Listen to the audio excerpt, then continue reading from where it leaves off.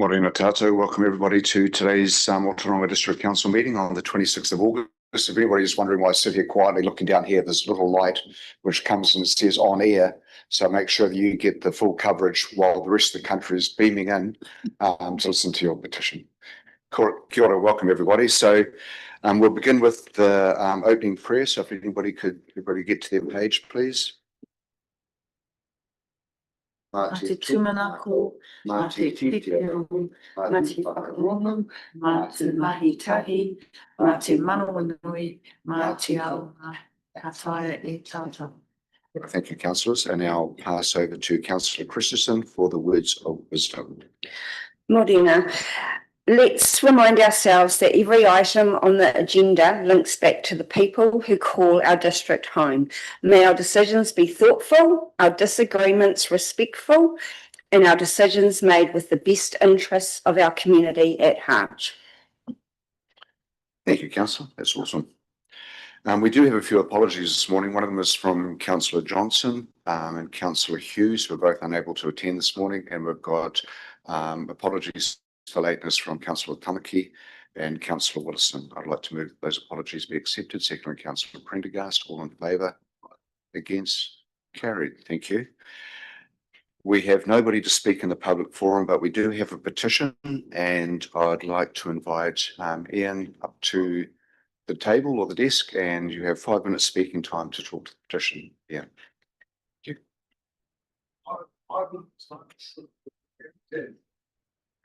It's 5 minutes per speaker, but hey, it's a big item for everybody that's sitting there. So if it takes 10 minutes, absolutely.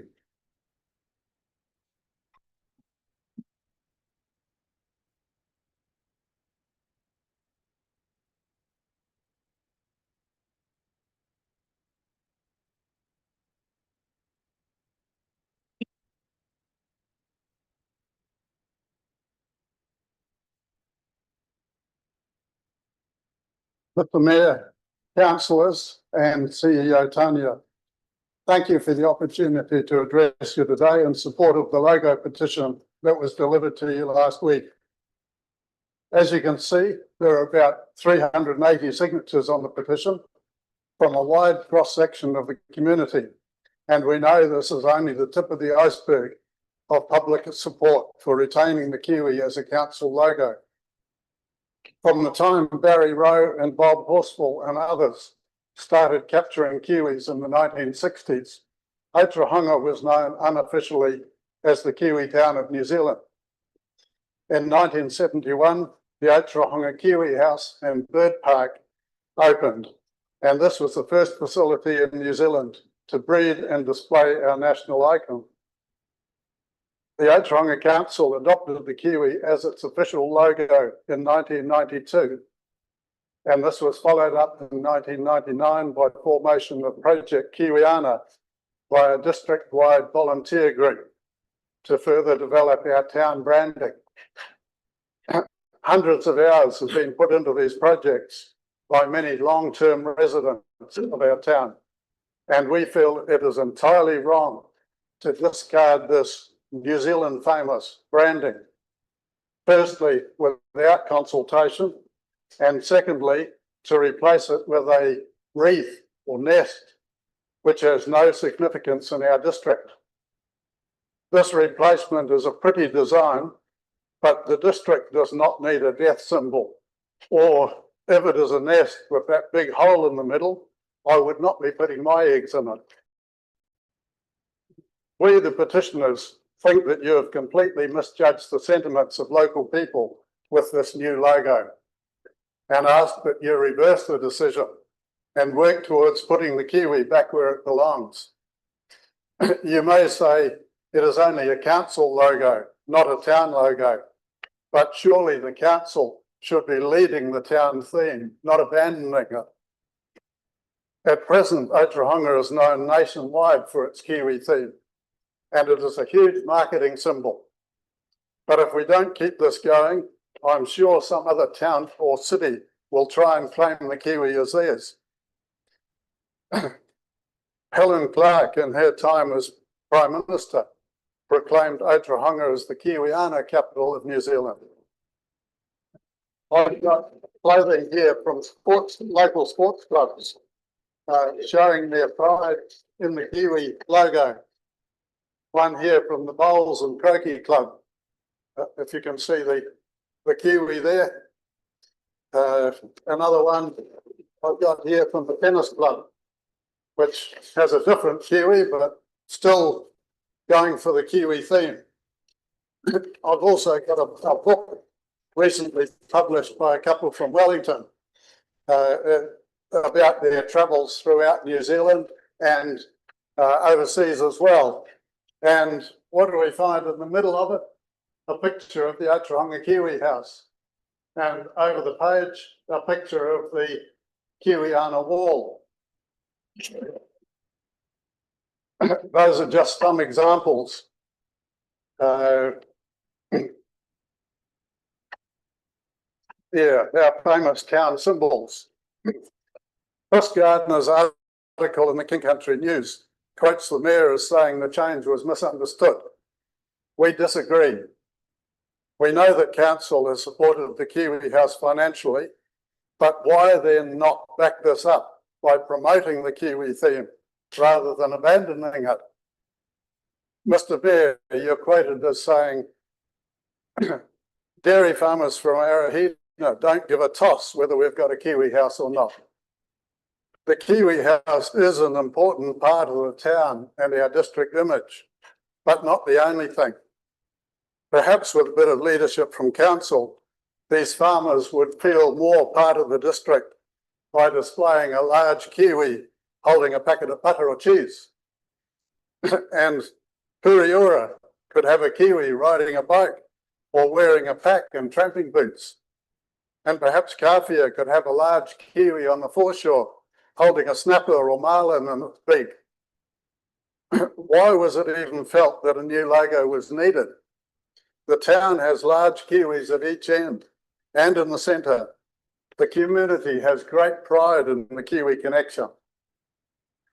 Just think about a few small towns that have well-known symbols, like Rosetown, the shearing capital, Gumboot Town, the big kiwi fruit, and then look at other small towns with no recognisable symbol that fade into insignificance. The second point that petitioners are unhappy about is the lack of consultation. We understand that council members are elected to make decisions on behalf of ratepayers. However, we also trust that they will keep abreast of public opinion. For a matter as important as town branding, including council branding, we expect considerable input from townspeople, or at the very least, from the district's community boards. This was not done and is seen as a denial of ratepayers' democratic rights. To suddenly find that council have a new logo after it has been installed on cars and stationery, etc., has upset a lot of the community. So to you, the councillors and prospective councillors, we urge you to reverse the decision to install what looks to most of us like a funeral logo and get back our Kiwi. We're not advocating that another lot of taxpayer funds be spent on changing back, but stop what is happening. No more new logos on your vehicles. And please send out the next rates accounts with a Kiwi logo on them. We await your explanation as requested on the petition. And meanwhile, let us reinforce our Kiwi identity for the district, not reduce it, and keep Ōtorohanga being known as the Kiwi town of New Zealand. Thank you for your time. Thanks, Ian. Any questions, councillors? Look, thanks for the petition and thanks for everybody tuning up today. Obviously, I hear the passion. Just a couple of points that weren't raised, but bring them up. The council logo costs less than $5,000 to change. I accept that is irrelevant in the context of the points you raised here. But I will raise a couple of other things, like Te Awamutu is the rose capital of New Zealand. You mentioned that. The council vehicles or the council itself has no representation of the rose, but it's well known as the rose town of New Zealand. Taiapi, the gumboot capital of New Zealand, we all know that. There's nothing on the council vehicles that have a gumboot on display. Gora's got a big trout, I believe. That is also not on the council logo. So I get where you're coming from. But the council has done a lot and still will continue to do a lot to support the Kiwi House, as you're aware, and you raised that point. The Kiwis are still at the end of town. Kiwiana is still supported and funded by the council, so nothing has changed there. I get you feel, or the town, or some of you feel that you've been let down by council making a decision without public consultation. But there's an election coming up in a very short period of time. And then obviously that is something, if it's as important to the ratepayers of the community, then and it becomes an election item, which would be very surprising. Hey, the option's there. It's quite interesting. We've got a petition of 380 signatures, whatever, for the changing of the logo. We've just made the biggest decision in the time that I've been on council on Waikato Waters or water service delivery, and we have 4 submissions. So it's kind of interesting where the priorities lie. But hey, thank you for the submission. I've read through the signatories, and look, there's a lot of obviously well-respected people that have signed the petition. My big point here is, and the question that I'll ask is, what has changed for you in Ōtorohanga as a consequence of the council changing its logo? When everything is still in place, Kiwiana is still supported, Kiwi House is still supported, we're still the Kiwiana capital of New Zealand. Anyway, thank you very much for your time. We'll just adjourn the meeting briefly until we set up for the next stage, which is, the next stage of the meeting. Thank you.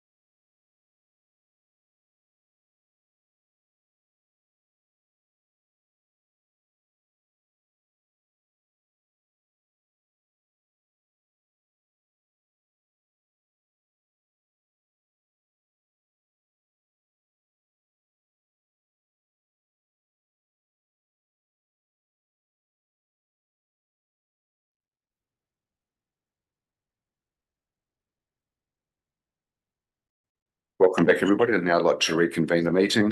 There are no late items, and I'm sorry, I've got to go back to the petitions. I have a resolution that the Ōtorohanga District Council received the petition, Ōtorohanga logo change. I'll move that. Second, Councillor Williams. All in favour? Against? Carried. Thank you. There are no late items. Are there anything on today's agenda where councillors need to declare a conflict of interest? No. Thank you. Moving on to confirmation of minutes. First one, that the Ōtorohanga District Council confirm as a true and correct record the opening minutes of the meetings held on 23rd of July 2025, document number 843882, 29th of July 2025, document number 842213, and 12th of August 2025, document number 842918. Are there any corrections in any of those minutes? Councillor Prendergast. Yes, I have requested that a sentence be taken out of the minutes that, on page 40 of the minutes of the 29th of July, 23rd of July. Sorry.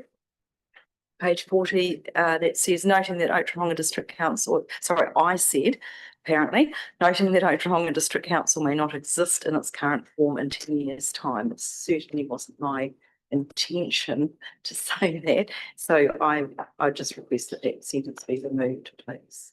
Thank you, Councillor. If you feel you didn't say that, we'll remove those from the minutes. Got that, Kaya?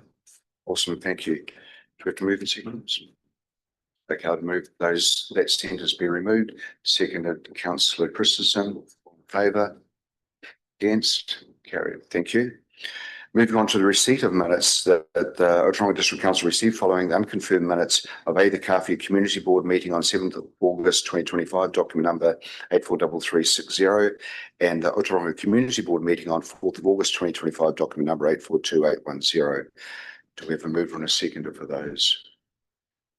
Moved Councillor Tamaki, second Councillor Prendergast. All in favour? Against? Carried. Thank you. Moving on to my report. I think my diary is winding down. As I can tell, I spent more time getting surgery and my hand looked at than what I did on council work over the last month. But on the 28th of July, we had a Waikato Waters meeting.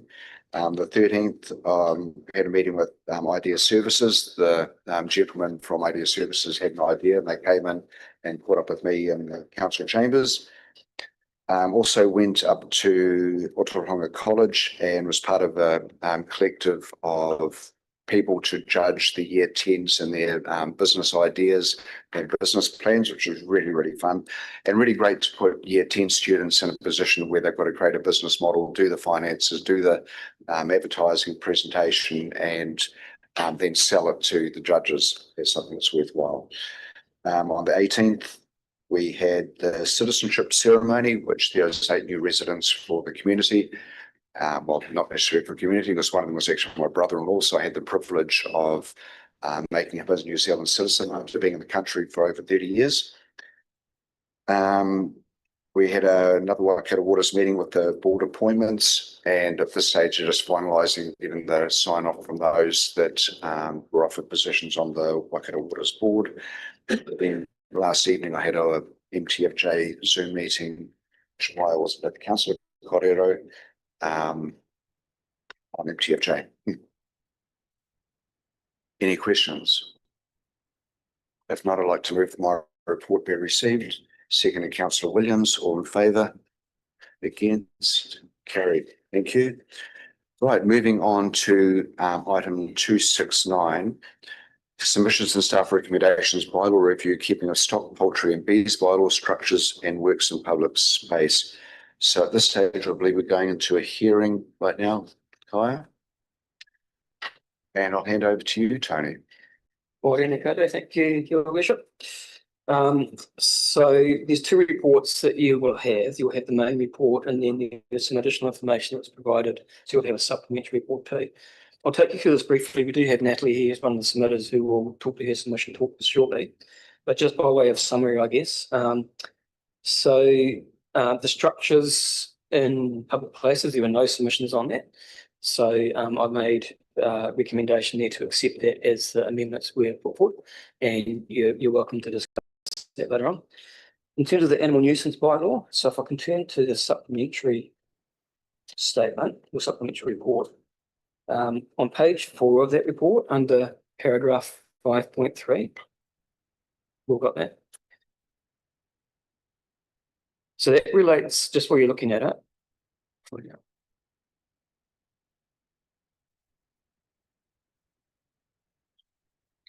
so that relates to some additional information that Natalie provided which had 2 attachments.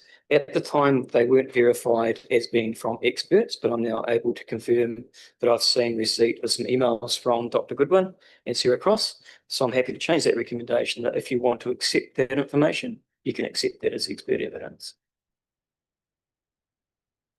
I'll take you very briefly through the changes that were submitted in that information.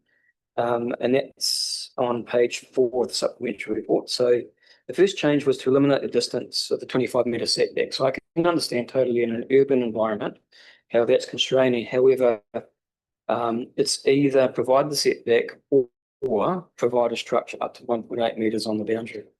And the real issue or the real nuisance effect is around the boundary of where a beehive might be if there's a sensitive environment next door. And it might be someone who's allergic, it might be a school, it might be a rest home or whatever. And so the recommendation there is that all we need is a 1.5 metre structure. It could be a hedge, it doesn't have to be a physical structure. And then what that does is that, essentially, as I understand it, forces the bees over that structure so that the nuisance is mitigated on the neighbouring boundary. So while there's a suggestion or request to reduce the setback, my view is that's not needed because there's a practical alternative, which is providing the structure on the boundary. Change number 2 was the requirement for a water supply be optional. In considering this was adopted from the Waipa process, which went through an evidential basis. And the recommendation there and what Waipa has adopted is that there's a water source for bees. It actually doesn't relate to the nuisance that we're trying to control. So it doesn't have to be mandatory, it could be optional, but I've just kept it in at the moment because I don't think it's too onerous to have a water source of some form. But the panel may wish to consider that. Submitted change number 3, that was in support of beehives above the first story. So no changes there. Request change number 4 was some just reference to bees to beehives, so that will make sense. And I've recommended some changes around that. Then there were some changes around the beekeeping guidance notes, and the point here is those are just guidance notes. While they're in the bylaw, there's no regulatory control in those notes. They're just intended for guidance notes only. However, there were some changes which I'm happy to accept around the clarification, I suppose, of American foulbrood disease. So I think those changes are okay. And then the final change was to define nuisance. I've gone into some, I guess, explanation there around why that, in my view, doesn't need to be defined. It's not defined in the Government Act, and typically the process is that we revert to the Health Act 1956, which does define nuisance. It's quite broad. And I think that's why councils haven't defined it in bylaws, because it's already defined.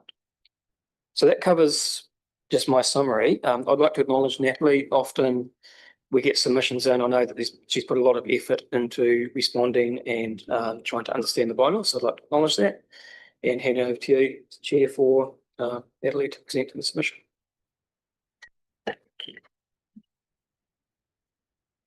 Natalie, welcome.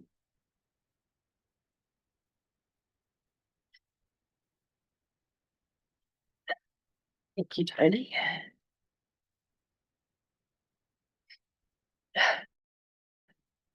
Mayor, councillors and the Ōtorohanga community, thank you for the opportunity to speak. My name is Natalie Southgate. I'm a local beekeeper and resident, and I'm here because I care deeply about responsible beekeeping and about making sure the rules we set are practical and grounded in how beekeeping actually works. I really appreciate the intent behind this bylaw review. We all want beekeeping to be safe for both people and pollinators, but some of the proposed changes feel a bit too rigid and don't always reflect how bees behave or what's realistic for backyard beekeepers. First, fencing. I note that Tony has gone over this and updated it. Instead of requiring a solid fence, I'd encourage the council to consider natural screening, like hedges or shrubs, as a valid alternative. There's good scientific advice supporting this, including from Dr. Mark Goodwin, a world-respected expert in apiculture, who states that natural planting can be just as effective as a solid barrier in guiding bee flight paths upwards. Not everyone has the layout or the finances for a solid fence. I also want to note that a fence on a boundary isn't going to work if you're on a hill and your bees are 1.8 high anyway, and you've got a fence at the bottom, but having some shrubs can be placed in random places to do that job.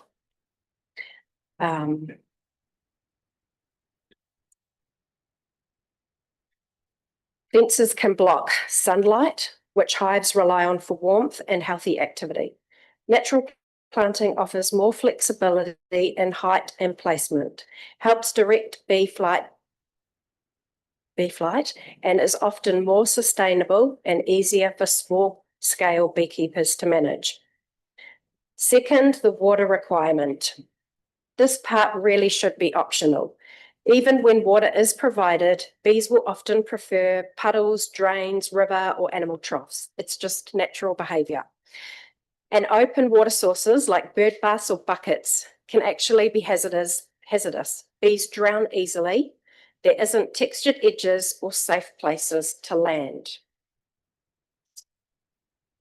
That's why most experienced beekeepers don't rely on supplying external water sources.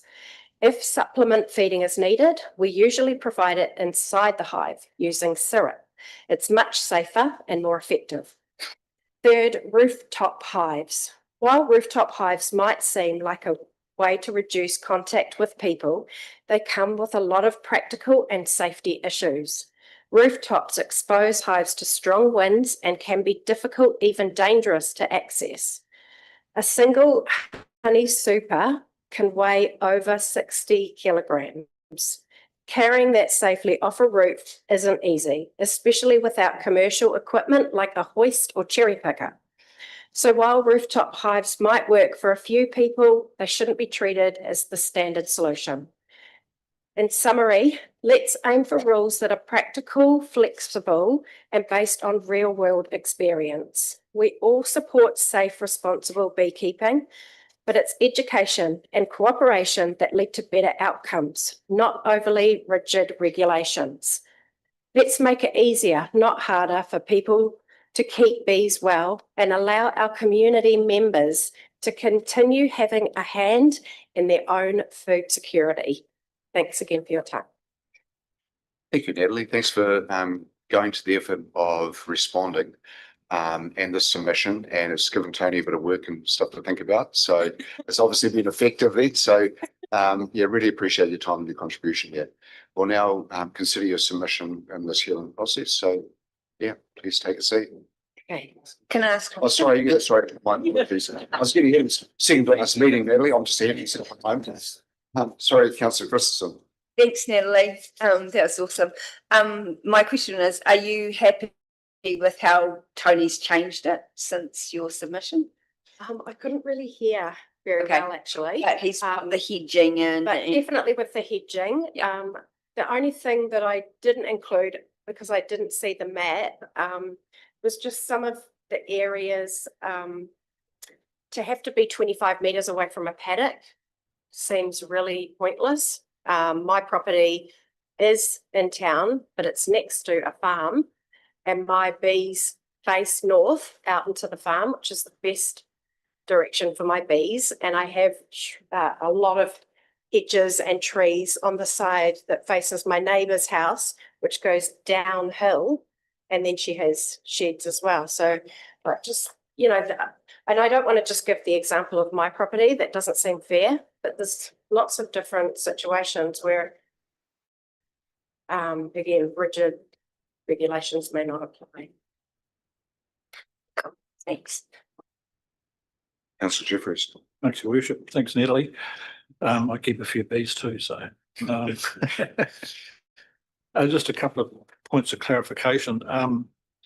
I agree with what you were just saying then, and I guess it's a matter of where the hive is located on the property. So I guess if it's in the middle of the property, that changes the way in which you try to screen it and do whatever. So is that mainly aimed at hives in the urban area? The bylaw?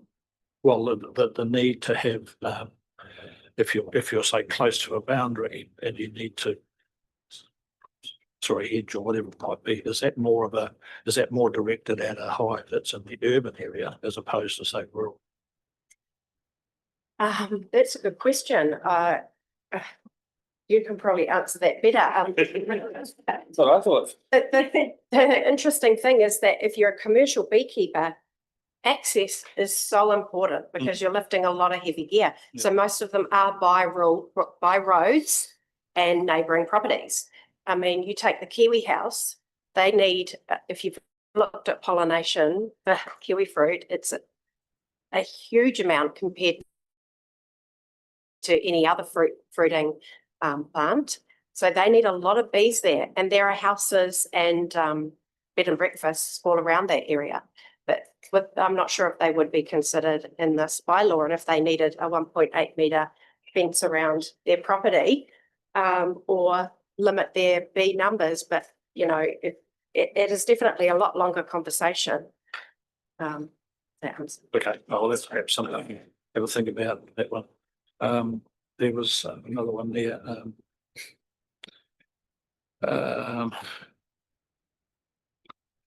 You talk about suitable water source. Well, I guess it's pretty common knowledge that bees, you treat them like any other stock. So they've got to have food, they've got to have water. So a responsible beekeeper will make sure that there is an accessible water source. Well, again, most feed syrups within the hive if necessary. I'm by a farm drain and by two rivers that meet. Yep. So my bees have the best spot. Hopefully that will maintain. That's up to you guys. Hopefully I don't have to give up beekeeping. So putting out a bucket of water in a bird bath, which was your suggestion, they will likely just drown it in there. You can get smaller water feeders that sort of dribble out and things, but they're going to need cleaning quite often. And with beekeeping, you sort of check your hive once a week, once a fortnight, as you know. That water is likely to go stagnant or evaporate. There are a lot of natural sources, but I mean, some people do put bee feeders out in their garden and top them up regularly, but I think it should be optional. Just in terms of AFB, registration of apiaries, I can understand the need for that, and I registered mine, but we've had a few AFB skiers out our way in recent times, and there doesn't seem to be anyone that can monitor illegal hives, if that's the right word. You know what I mean? Like, so how do we keep a track of people who keep beehives that don't register them? That is a good question. So Dr. Mark Goodwin has already stated in the letter that it is not hobby beekeepers that are the issue. Hobby beekeepers are usually very passionate and sit with their bees and really have their skin in the game. Commercial beekeepers are very busy, and they're usually the ones that have a higher risk of, maybe not a higher risk, but it is more a issue in the commercial beekeeping because they're busy.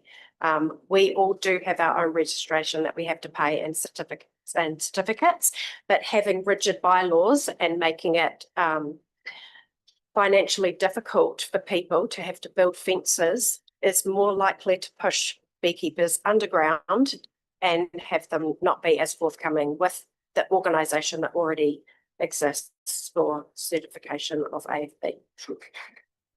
Just one last, it's really just they had a program on TV1 just recently called The Secret Life of Bees. Did you see that? It was fascinating. Yes, I did. The documentary. Yeah. So if anyone hasn't seen that, I'd recommend that you get on and have a look at that because it's really quite an interesting documentary. Yeah. But hey, thanks for your submission, and totally support what we're doing here. So. Thank you, Councillor. Councillor Dow. Hi, Nelly. I don't know much about bees, but I like honey. But anyway, I'm just curious, like if you put a 2 metre structure, how long has it got to be? Because obviously if a bee can fly over the hive and go left or right, they're not they don't just go out and up over, do they? Or, so I mean, I was just thinking, you know, do you have to have 100-metre long fence, a 10-metre one, or hedge or whatever to direct their flight, or do they sort of come and go straight out? So it only needs to be a little bit wider than Honestly, I is there don't rules on that? agree with the fencing at all. I think that if you want to block some wind or you want to block your bees from going in a certain direction, then hedging. And Well, even with hedging though, do you need, you know, how long a hedge? Well, What I'm saying is if they come out of the beehive and they go left, you know, how far should they fly left, you know? So watching my bees, they come out of their entrance, which faces north, and they go up over a short fence that I have, and they head out into a paddock. Okay, yeah. And I've got some shrubs here, and Yeah. my neighbour's house is down the hill a bit. I'm on a very sloping section. If I was going to have a fence to save money, I guess I would have to box it round the hive. Oh, And yeah. that Yeah, would run that was- off sunlight, and I wouldn't make as much honey, which you like. Yeah, Yeah. good. No fencing needed. Yeah. Now that was what I was trying to get to is Yeah. how long does the fence have to be to direct them to? Yeah, otherwise a fence. Otherwise they're just gonna go property around that which way. would be lower down, Yeah, you and may, kind of defeats the purpose because they're going. Yeah. Yeah. cool. Keep making the honey, thank you. No, it's a good question because bees will go where the food is. Exactly. So Yeah. they may come out of the hive and they may go Yeah. back across the top of the hive. They might go anywhere. Yeah. So And if you have bees in your garden and you don't like them, it's probably because you have flowers or, you know, tidy beekeeping is a lot of it. If you're not, as you know, if you're not keeping your gear packed away, but, you know, the neighbour could leave out a jar of honey and get bees from all directions anyway. Yeah. Yeah, actually, a lot of calls we get saying, can you come and remove the swarm of wasps? So, yeah. Thank you, councillor Tamaki. Hi, I just wanted to thank you for one thing. It's refreshing to hear about food security with the cost of living going up, how we in today's world. But I think thank you, Tony, to also taking out the word nuisance. We always think about a bee being a nuisance, but I think our two-legged bees are more nuisance than anything.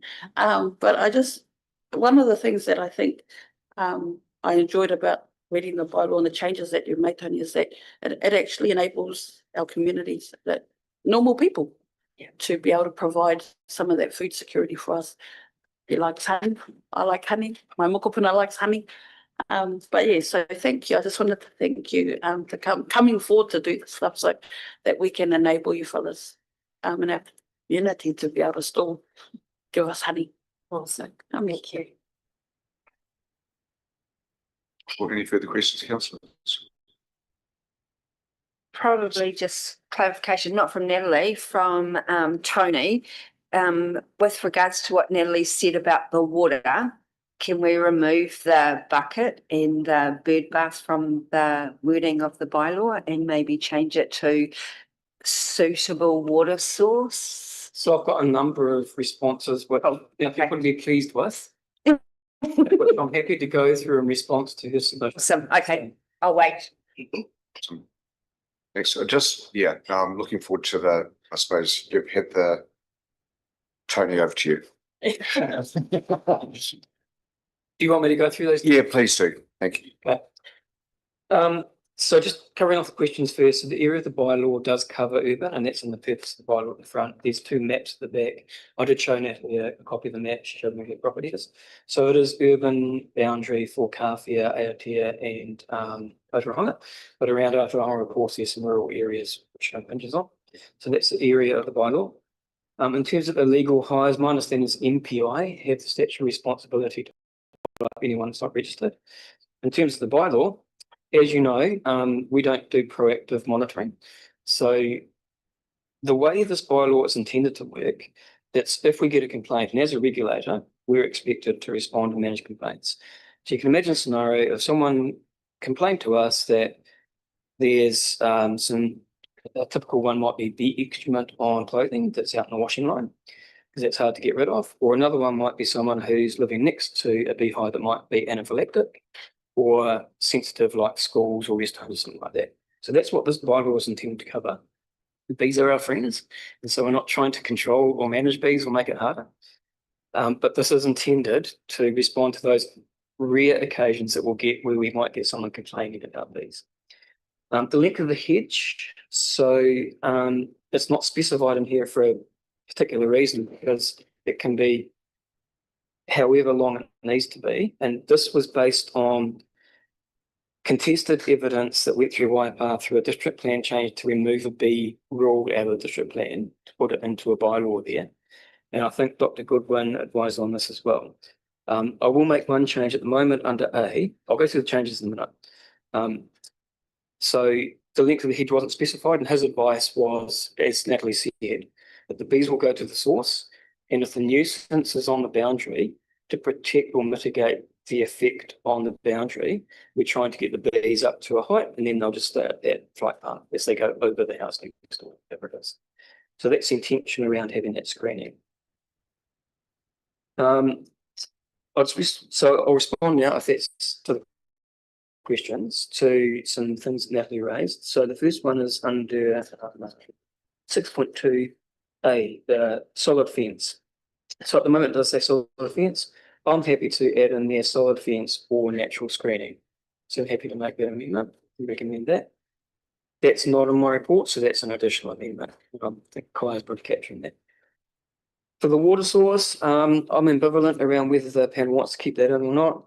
It's not required. I was just suggesting a bucket or a bird bath. It just says a suitable water source, and Natalie, from what she's described, she would comply with this because there's a natural water source. So, but it is not related to the nuisance effect we're trying to mitigate.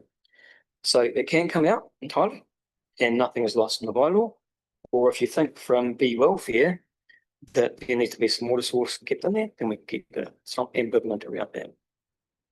I just wondered, Tony, whether some parallels, like we've been given a whole lot of legislation with rearing calves, that a newborn calf has to have access to fresh water, which anyway defies belief. But when it comes to, I suppose, the international market, if they see that we're doing everything in terms of best practice, even though it seems absolutely ludicrous, it's still observed from the outside. So I just kind of wondered whether if that stays in there, and I mean, as you said, Natalie, you've got a stream just down the hill, so you've actually got access to water anyway. But it's probably for those that to give consideration as part of the bylaw, should somebody looking from overseas in terms of their beekeeping, oh yes, they do have access to water. Okay, that's good tick box, sort of exercise. And I know legislation is going down a really crazy road at the moment, and will do, and it's never going to get any better. So I don't see an issue with it keeping that in there, Tony, and I think it's up to the people's discretion in terms of how that's used or adhered to. Councillor Dow.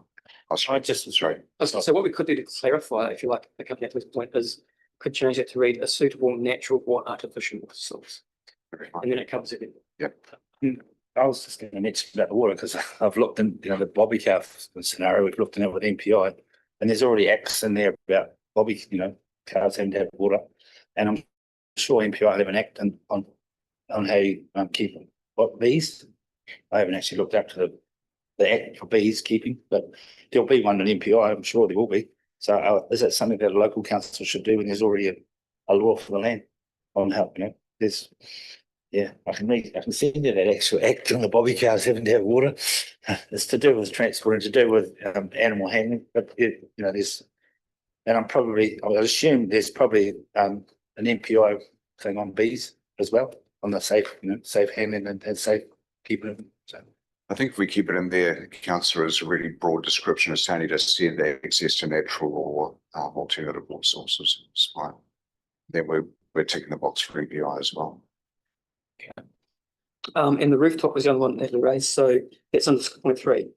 So we're not restricting or enabling rooftop. All this provision says is that if a beehive is located on a rooftop, then parts of the bylaw don't apply. Obviously, you can't put a fence on the building, but it's on a rooftop. So that's all this is doing. And in the guidelines, there is some additional guideline there around the weight of the roof to bear beehives. not about safety, so I understand Natalie's point. But I guess the bylaw is not controlling or saying whether it's good or bad to have it on rooftops. We're just saying if you do, parts of the bylaw don't apply. And if you do, we recommend structurally strengthening the roof. Would a hill work just as effectively as a rooftop? If it's high than you're there. Sorry, say that again, Natalie. Well, putting it on a rooftop would raise it up above your neighbour's boundary, but what if you are on a hill? Would that not do the same, but be safer to manage those things? Potentially it could. I think we've got to make sure we cover our bases. Yeah, I hear where you're coming from. Yes. In an urban area. Yeah. I don't think it's going to have a material impact on us. I understand the point, and I'm thinking of 6.2A where, and this is where the solid fence, I understand the point's been made. Again, this is intended for urban areas, and I know that we've got some elevated urban areas here as well. I guess the challenge with that is then we're starting to finesse a general bylaw into some really nuanced kind of regulations, and how much we could look at doing that, but how much do you think we need to sort of over-regulate hobby beekeeping? Would be my guess. That's the fear. And the thing to bear in mind is it's bylaw and we don't really go out and enforce this. So it's just our bylaw is, no. No, it's about providing guidance, best practice. So it's, yeah. Exactly. So like what you're saying, Tony, it'd be hard to write if your property is on a hill, this doesn't, like, I think this covers everything. So Natalie might not be aware, but in terms of enforcement, that's a really good point. So under this bylaw, because it's a general bylaw, our powers of enforcement are limited to prosecution only. And so it's highly unlikely that I imagine we'd be putting resources and effort into prosecuting if someone didn't comply. So our enforcement is if we get a complaint, then it's hearts and minds in education. But it is discouraging to people who want to begin beekeeping. It's expensive to start up and to think that I might get in trouble or I might have to pay a lot of money to build a fence, or I think it's a healthy hobby. In fact, in America, they actually give huge fundings to people with PTSD that have war veterans, because it's proven to help with post-traumatic stress disorder. Okay. So apart from a couple of small items in there which are going to be debated, and back to Tony's point that it's really setting Councillor Bristol's points, it's about setting guidelines for a lot of new people. And look, we've had bees close to one of the houses on our property. They had an allergy to bees. They came to me, can the beehives be shifted? And the answer, of course, was yes. So I think at the end of the day, this comes down to really practical, pragmatic decision making, and beekeepers aren't out there to upset anybody. So I think it's just really about guidelines for those that are new to the industry as much as them. Are you quite happy with the amendments that Tony's made? Thank you. Awesome. Natalie, thank you so much. Oh, sorry, Councillor. I just had one thing, because I just brought up the MPI's beehive guidance for beekeepers, and it says neighbours. It's good for your bees if you have a good relationship with the nearby beekeepers and neighbours. And for water, it just says there should be a water source nearby throughout the seasons. So, we're kind of saying it's in the guidelines here. Thank you. Thanks for doing the mahi on that. So Tony, we've got staff recommendations in front of us. There'll be some amendments to that. There will be, and Kai will take you through them, but if I can just point out a couple of amendments now. So this is in the main report. So under Amendment B, rather than do not accept the submission from Natalie, and I think your name spelled wrongly, apologies, it should be accept in part, because we've accepted some of her changes. So that's changed from do not accept to accept in part. Under C, if you accept the additional information and you need to make a decision around that, it's provided, then, and Kai will take you through this as well, would be approve the amendments, and that's as set out in supplementary paper, in addition to those new two amendments that I've recommended. And I'll Kai will probably capture this.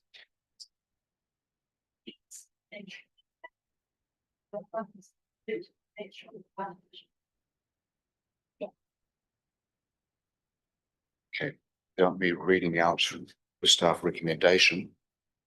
Just, I will take. sorry, just before, this isn't about bees, I just wanted to make a comment on the other submission about cats, which I totally get where you're coming from with it, you know, us not doing it, but because I go and read stuff and find out more information for myself, I just thought I'd share, and it was quite interesting that 13% of our councils around the Rihi actually have a cat bylaw in place. 4 councils are under consultation at the moment, so when they pass, it'll be up to 19%. And 11 councils in the last 5 years have actually brought in cat bylaws, but I get where you're coming from, Tony, because it's sitting in government. You know, it's sitting, it's not, progressing, but I just thought I'd just share that with everyone because I thought it was quite interesting. Thank you. I was going to cover that off. I forgot to cover that, sorry, the other submission. So I need to make a comment on it. So obviously you've got my recommendations in there, but the guts of that submission is out of scope of the bylaw. So they're requesting a whole new bylaw, which you can't make a decision on in this hearing. And so while it's out of scope, I did think it was worth putting some explanation around why we can't accept that at this point. Thanks. Thank you. Thank you, councillors. I'll take the staff recommendation as read with the changes and amendments that Kaya has read out. Is everybody happy with that, or do you want me to read through? So we're just doing the animal one at the moment, eh? Not the structures. It's the same one, isn't it? No. Structures, there's the Except companion next. animals, there's It's bees and structures and works, part C. Plants. both of them. Oh, okay. Both of them in the one set of. Oh, okay, so are we, Because is anyone, oh, Tony is doing your job. recommending that, Yep. that the structures one just be adopted yeah, as it was put out for consultation. yeah. I'm just wondering about the lighting under verandas, like it's been an ongoing issue for the last 10 years. Like, do we go and visit those building owners about getting their lights hooked up to their meter boards again, or like, is there it's bylaw, is there enforcement here, or? No, we don't. So that part of the bylaw has not changed. And all the wording is there must be sufficient lighting. And so there would be, if we wanted to, there would be a way of measuring the lux spill under the verandas to identify there's sufficient lighting for people to walk and everything. We haven't done that. We don't have the resources to do that. Nothing's come through as a complaint. So this is kind of the first time it's been raised. If you think that there's a need to go and revisit the lighting under the verandas, then we can look at that, but it needs to be under the bylaw. We can look at that. No, I don't think there is. I mean, I think our main street's quite well lit at the moment, but what I'm meaning is it's the bylaw saying that verandas have to provide lighting when some clearly don't. That's all I was bringing up. Yeah, and you're right, councillor, that there's been ongoing for many years, and as you said, Tony, and it comes down to there some business owners that, or premises owners that really aren't that passionate about making sure the lighting's up to speed. I think they're actually disconnected with the new meter boxes put in, so it's a bit of an expense for them to rehook them up. Tony, do you want to talk about councillor Dow? I just on the lighting, because if it's a lux, should there be some sort of measurement so that people, or is it just because sufficient lighting's like? So we hadn't looked at that amendment. We didn't think there was an issue there when we were looking at reviewing the bylaw. Sufficient, there's a lot of wiggle room both ways. Yeah. It would be probably better to have a minimum lux level. I don't know what that is, but that would require additional resource to investigate that. We need to pause the process for this because that's another amendment. Yeah. So it's a bit of a process. If you wanted to, if the panel wanted to do that, I don't think it's a big issue. It's just that if someone decides to go along and say, well, you're not, I'm not happy with your sufficient lighting. Like one of the buildings that's got the lights removed is actually a council building. So and they don't have the lights on and behind at night, you know, so, but I mean. But, I don't know, yeah, it's, Yeah. support us, anyway, but, yes, it's kind of like it's something in there that no one really cares about, well, you know, obviously. Till someone trips over, I suppose, but, yeah, and I just hate for someone, say, to go down to business owners and all of a sudden start making a thing about it, because that's what happens. When something goes wrong, people go to councils to try and find something they're not happy with, you know, if you know what I mean, like. Yeah, so through you, Your Worship, so our enforcement and compliance policy is based around a complaints kind of response rather than us going out and proactively looking for, you know, breaches of our bylaws or that kind of thing. So It's kind of around. yeah, I guess. Fair guidance for the staff to, you know, Yeah. they have to administer something. right? Yeah, You know, one staff member will go, it's sufficient, next one, well, you know, it's kind of, yeah. I don't know, but I mean, Sorry, if I could add, so the guidance is provided under our compliance enforcement policy. And the guidance, as Tony said, is unless things are really, really bad and obvious, that staff will notice, we typically will respond to a complaint, or again, if we observe something that's significantly affecting other people. As I mentioned, this is the first time this come up. If you're wanting staff to look at enforcing or checking the likelihoods, we can do that. Sufficient lighting, I guess, gives us that scope of flexibility. We would need to get probably a lux meter. We would need to look at some other councils and say, get some experts to advise us on what is sufficient lighting before we went and talk to business owners. So we'd have some science, we'd have some backing to it. And then we go and talk to them and say, hey, look, here's a lux meter. Your levels are low. We need you to turn your lights on. That'll be the process. yeah, through you again. If I'm interpreting this right, I don't think Councillor Dow's suggesting we go out and proactively do that. It's just giving staff the guidance. Yeah, what is sufficient? What's sufficient mean? Tony goes down. My so- interpretation of sufficient Yeah. might be, I don't know, whatever, 20 lux. Yours might be 100 lux. Yeah. 20 lux. Is it? 15 to 20 lux. Oh, Okay, Did- so that's right. did you ask? Al? So that was all, yeah, Oh, that's the final. that was all I was, concerned about is this. You know, if I ring up, I'm not happy, it's too dark. Tony goes down and goes, well, it's all right, you know, like, and it's the guidance for the staff that have to enforce these laws. Not that we do, but, you know, hopefully we don't hope there's no issue, but anyway. Oh, and surface runoff, 5.1, just there's a T on where it should be N, it says TAN, authorised officer, so it's just a spelling. So, Okay, any further questions, points, councillors? Okay, we are covering a couple of bylaws in here. So we've got the staff recommendation in front of us again. Hopefully everybody has read it, listened to the amendments that Kaya has read out. With all that in mind, I'd like to move the staff recommendation, seconded by Councillor Tamaki. All in favour? Against? Carried.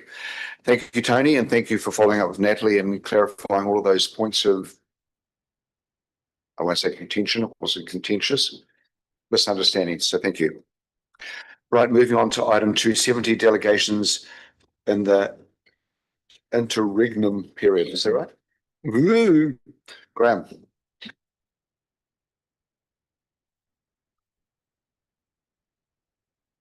Yeah, thanks, Your Worship. So the interregnum period covers the period between the elections and the date that new councillors are sworn in. So the purpose of this report is to give the Chief Executive and Acting Chief Executive delegated powers during that period. So and that's generally done in conjunction with the mayor elect. It's basically just to allow us to kind of carry on business as usual. So happy to take any questions. The Graham seems pretty straightforward to me. Any questions, councillors? No. Okay, we have item 270, delegations of the interregnum period that Ōtorohanga District Council approved the following delegations. A delegate subject to the limitations set out in clause 32(1) of the 7th schedule to the Local Government Act 2002, all its responsibilities, duties and powers from 11 October 2025 until the inaugural meeting of the Ōtorohanga District Council, to the Chief Executive or Acting Chief Executive to attend to those matters that cannot reasonably await the first meeting of the new council where the Mayor-elect is known. This will be in consultation with the Mayor-elect. And B, confirms these delegations expire on the convening of a valid meeting of the Ōtorohanga District Council following the 2025 election. Both the movement is seconded by those. We have Councillor Jeffrey, seconded Councillor Williams. All in favour? Against? Carried. Thanks, Graham. Moving on to item 271, reappointment of Mr. Roy Johnson to the Ōtorohanga District Council Licensing Committee. Tony. Okay, back again. So I've discovered that this is quite a complex process to reappoint someone. So because Councillor Johnson's stepping down, he can be reappointed by the council as an elected member. Sorry, not as an elected member, as a member of the District Licensing Committee. So that's easy. However, only the Chief Executive, on the recommendation of the council, can reappoint him as a commissioner. So the recommendation here is to reappoint Roy as an alternate chairperson on the DLC, with Tania making that appointment.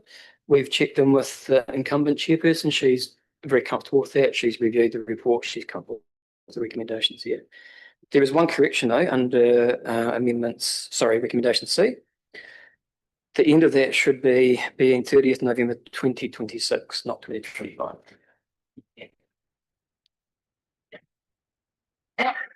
Thanks, Tony. Yeah, interesting process, but hey, it's here. Any questions, councillors? Councillor Dowell. I assume Roy's happy with this. It's not here. It's not one of those committees where he goes out of the room for the vote tomorrow. Anyway. I can confirm he asked if he can continue. Thank you. Good question, Councillor Dowell. Yep. I have one question. So is under financial, it says there's no financial ramifications. So is Roy just doing this pro bono for council? That's a good question. There's no additional financial implications. So at the moment, we pay everyone on the DLC. Nothing will change. Thank you.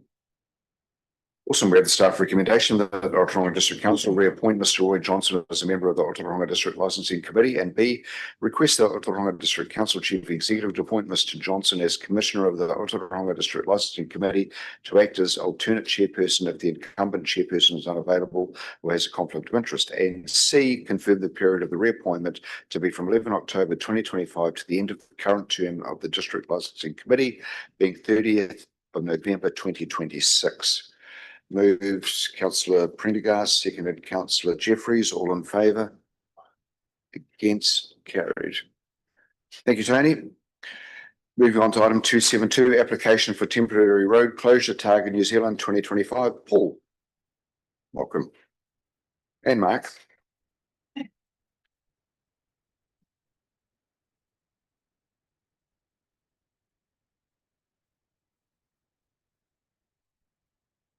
Thank you, Your Worship and councillors. Yes, so we have received an application for a temporary road closure within the Ōtorohanga district to enable the Targa Rally 2025. We've advertised the proposed event to happen on we advertised it in May, and we received 4 objections. The objections are included in Appendix 2. We have considered the objections and asking the applicant to speak with the objectors and seek suitable compromises where possible. That's about all, really. It's a summary of the document. Any questions?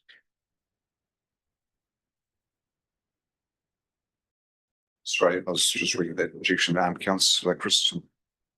In 2.5, it says school buses will need to be notified. They'll reach an agreement. Has this been done? Like, have they reached an agreement with the school buses, especially for Honakiwi, because it's I think close to 6. Yes, I understand that. I've received confirmation from GoBus. So you've received confirmation? Okay. Also at Honakiwi, just deep diving into those submissions, that section of road where I think we have recommended that they could possibly move their stock away from the road.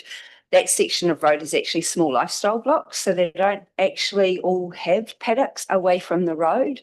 So I think maybe, yeah, I'll just make that comment. And are they engaging with those the people that have submitted, or because it's a lot more built up in that little area than it ever used to be? So, Your Worship,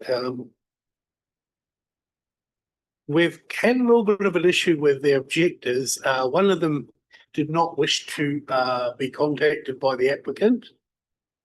So we had to obviously respect their privacy. But the others, yes, they have contacted them. I won't say there's a huge agreement.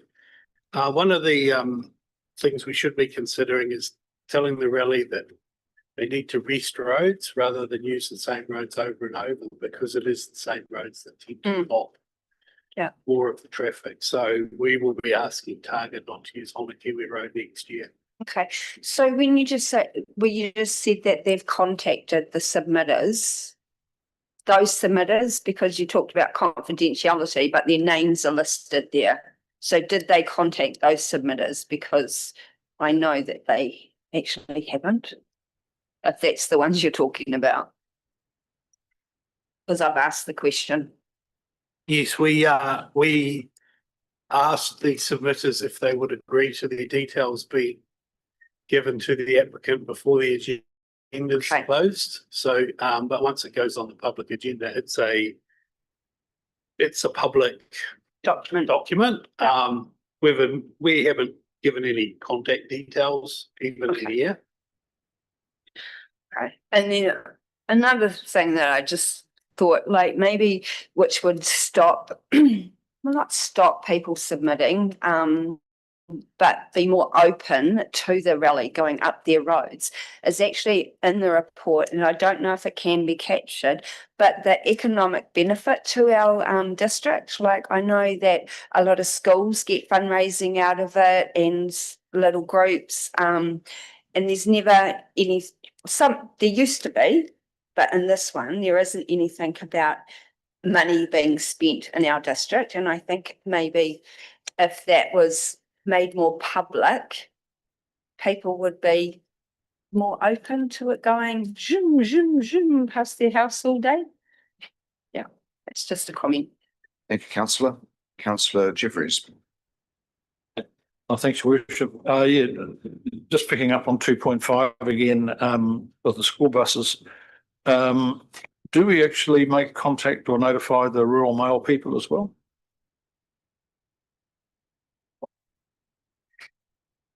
No, not as far as I know.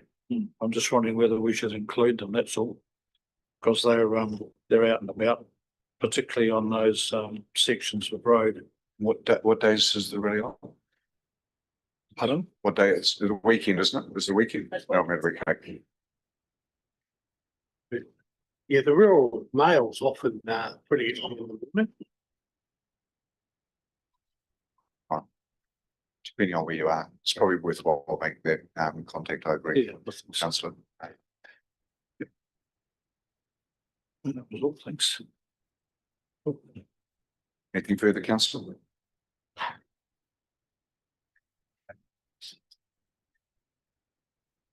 Councillor Dow. Just I'm talking about Rural Mail. I know it's a tracking company, Target actually contacts us directly when anything's happening. So I would assume they probably contact. We might be just assuming, but they have got really good comms teams from the tracking side of it, because it can upset our scheduling, obviously. But and usually, yeah. So yeah, I wouldn't. If they ring us, surely they must ring. Yes, the guy actually visits quite often. So yeah. Thank you. Councillor Prendergast. Through you, Your Worship. Yes, just to speak in support really of Councillor Christensen and Councillor Dow. I know the target definitely contact Fonterra and there's no lack of communication there. But it is a great fundraiser for small rural communities, and I think it would be helpful to have that in the report, because for a small rural community to have money coming in from out of the area is really valuable. And for our community, it's a very busy time, but they always still get enough volunteers to help. So I think that speaks for itself. Thank you. Councillor Williams. Just anecdotally, know one of the contestants, like outside of the guys driving the car, there's also a mechanic support, and family members are coming into the district from further down the island, staying in the district. And I understand one of the local schools gets paid to wash the cars while they're parked here in Ōtorohanga between stages as well. So. Thank you. There's no further questions. We have the resolution in front of us, and I'm not going to read it out in its entirety, but I will say that the Ōtorohanga District Council resolution approves parts A through E. If I can move on a second for that, please. Move Councillor Tamaki, second Councillor Prendergast, all in favour? Against? Carried. May be a successful rally.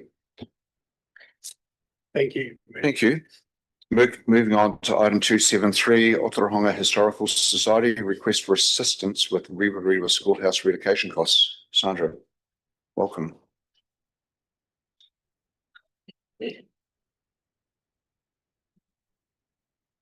Tēnā koutou. Council has already provided strong support to the Historical Society with funding through wages of $29,000 last December. Further support in the 2025-26 annual plan for wages of $58,000 by offering first right to relocate the schoolhouse and the grants detailed in Appendix 3, including $10,000 from the Ōtorohanga Ora Fund in 2025. The recommendation today is to focus on the mains wastewater connection. That's core infrastructure that protects our assets, reduce risks with the ageing septic system, and future-proofs the museum site, whether or not the schoolhouse proceeds. But we do need to keep in mind the opportunity cost. We've got over 130 projects already identified in our concept plans, reserves management strategy, and Better Places Together. Projects the community told us they wanted and that the respective community boards have prioritised. If we take on extra unbudgeted costs outside those plans, we risk diverting resources away from those priorities. By approving the wastewater connection, we remain focused on core priorities and at the same time deliver a lasting benefit for the community. We also need to acknowledge what we continue to hear from our community, that ratepayers do not want to see any further increases to their rates. This reinforces the importance of keeping our focus on essential priorities and avoiding additional unbudgeted costs. Finally, please note a correction. The existing Rewa Rewa site is classified as a recreation reserve, not a local purpose reserve, as stated in section 4.1 of my report. The proposed museum site referenced in 6.9 is a local purpose reserve. And I'll welcome any questions. Thank you so much for the report, Sandra. I'll open up to questions. Councillor Christensen. Okay, I've got quite a long list. Do you want to go first? That's right. Yeah, thanks. My question is pretty simple, really. Like, page 150, 151, and A, it's about the stormwater drain through the middle that the schoolhouse is going to go on top of. Roughly on top of. Do we need to wait till we've done the work, check that we can put the schoolhouse there? Because my thinking is if we've got to dig it all up and put a new pipe in, that's fine. But whilst you've got to dig it there, then you would do the sewage line and, you know, and way more cost effective. But you know, if we don't have to do anything with storage, then we go revisit. I think it's a bit like playing Lego. You got to build the base first before you go up, and so we need to actually make sure that I think anyway, and there's obviously there's talk about the Girl Guide Hall as well, what may happen there. So that could change the area that we've got to play with, so to speak. And I know in the reserves plan, the domain, one of the things was drainage, so I'm assuming the drainage from there may come into the stormwater or, be all part of the whole. So basically get the ground right first before we start thinking about what we've got on top of it, is what I'm thinking. I think.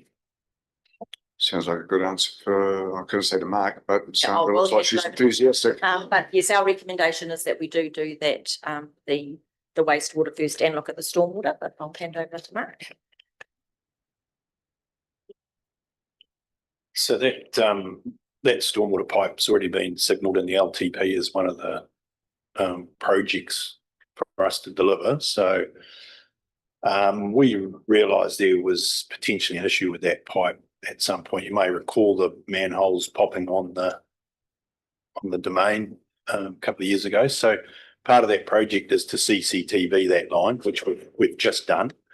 So we want to establish what condition that line is, because potentially it could just be relined, which would mean not moving it. Then it would be really understanding the footprint of the Rewa school to see whether potentially it could be built over or whether we'd have to relocate it. So it's there's a few things that need to happen first before we can make some real sound decisions on that, but it's definitely sitting right where the hall is potentially, where the school's potentially going to go. So until we know the actual site dimensions, it's a little early to call on that, but does that answer just the question? Exactly. And I just think for the because I know that the resolution for them to shift the hall, we gave them a bit of a timeline, but maybe we may have to go back to museums to be flexible with that, because really I think it's more important that we make sure that the land that it goes on first before but it might get the museum, the historical society might be thinking, shit, we've got to get something done before, because we gave them a definite timeline. So we could bring back or just give them a bit more flexibility there while council sorts out the land part of it. And then I think, I don't know, that's what we want. So that's if this is strategically supported by council, then I think that makes good sense to give us a bit more time to get a few of those sort of issues worked through, whether that pipe might need replacing or not. We don't know yet. We've only just had the footage back. So yeah, I completely understand what you're saying, council. Is there a ballpark timeline to look at the city? It's sitting with the team now. It's actually in my emails. But there'd be a bit of work to assess that first. So I would imagine it's not going to take us more than a couple of weeks to figure out the condition of that pipe. Yeah, That's a good question, councillor. I don't think with that rigid that we wouldn't actually be a bit flexible, but no, good question. Councillor Jeffries. Thank you, Your Worship. Yeah, just the one question, 5.27 clause. The operational grant that council provided the museum covered the period 1 January to 30th June. Is there no suggestion that that's going to continue past 30 June? No? You mean next year? The year that we're currently in. The year that we're currently. Oh, the year that we currently in, 24-25. So the grant was made for, someone remind me, I'm looking at Nadia. Through you, Your Worship. So the original grant was made for 6 months, and elected members agreed through the annual plan process to fund them for this current year. That's the It contributed to the rates. 1 year. Okay. I just wanted to clarify that. Thank you. Councillor Christensen. Thank you. Mark, just going on from Councillor Dow, I was wondering, is it possible, is the lines on our mapping system, are they just indicative of where because to me, the stormwater looks like it goes down the drive Mm. and goes onto the section past where the old oak tree stump is. So it sort of bypasses the land that we're talking about for the school. Yeah, I think they're reasonably indicative, but obviously it's straight lines between manholes, basically. So we can see the manholes of this clearly, Mhm. and then it's straight lines. So part of the CCTV work was to make sure we did a location of the pipe, so Okay. they can locate their camera. So we should have a far more accurate location. But again, until we have an actual site plan that shows where this building will sit, it's very hard for us to say, yes, we can build over this pipe, or no, Mhm. this pipe's in the way. Okay. At the moment, we know roughly where it's going to go, but until we see some sort of Okay. detail. Yeah, that's plan, fair. Yeah. That's fair. And also because you explained it to me and I understand now, is it possible just to show everyone when you do the waste, like where it's got, like, can you bring the map up and talk everyone through it or no? Oh, your mic's not on, I don't think. Yeah, I'm sure we can get the map up there if that's doable.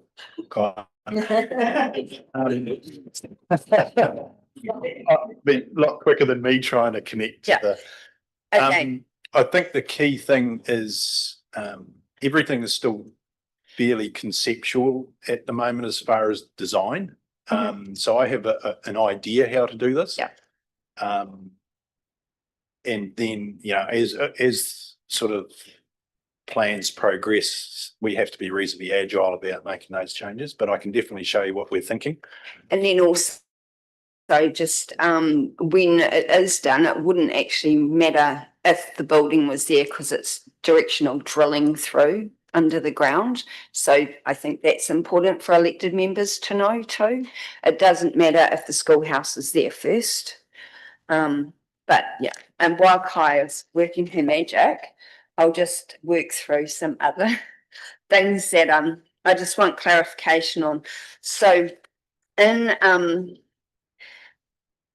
the agenda 4.6, it says ODC maintain the exterior of the museum buildings, and then while OHS maintains the interior.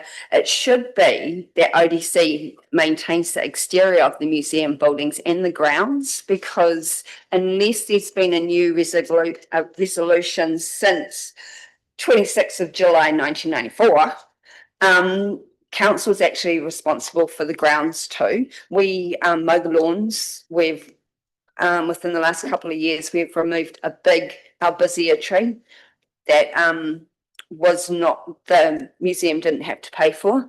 The elm tree in question, I would say within the last 5 years, has had a substantial lot of pruning done to it, because I can see the pruning. So it looks like it's due for that again.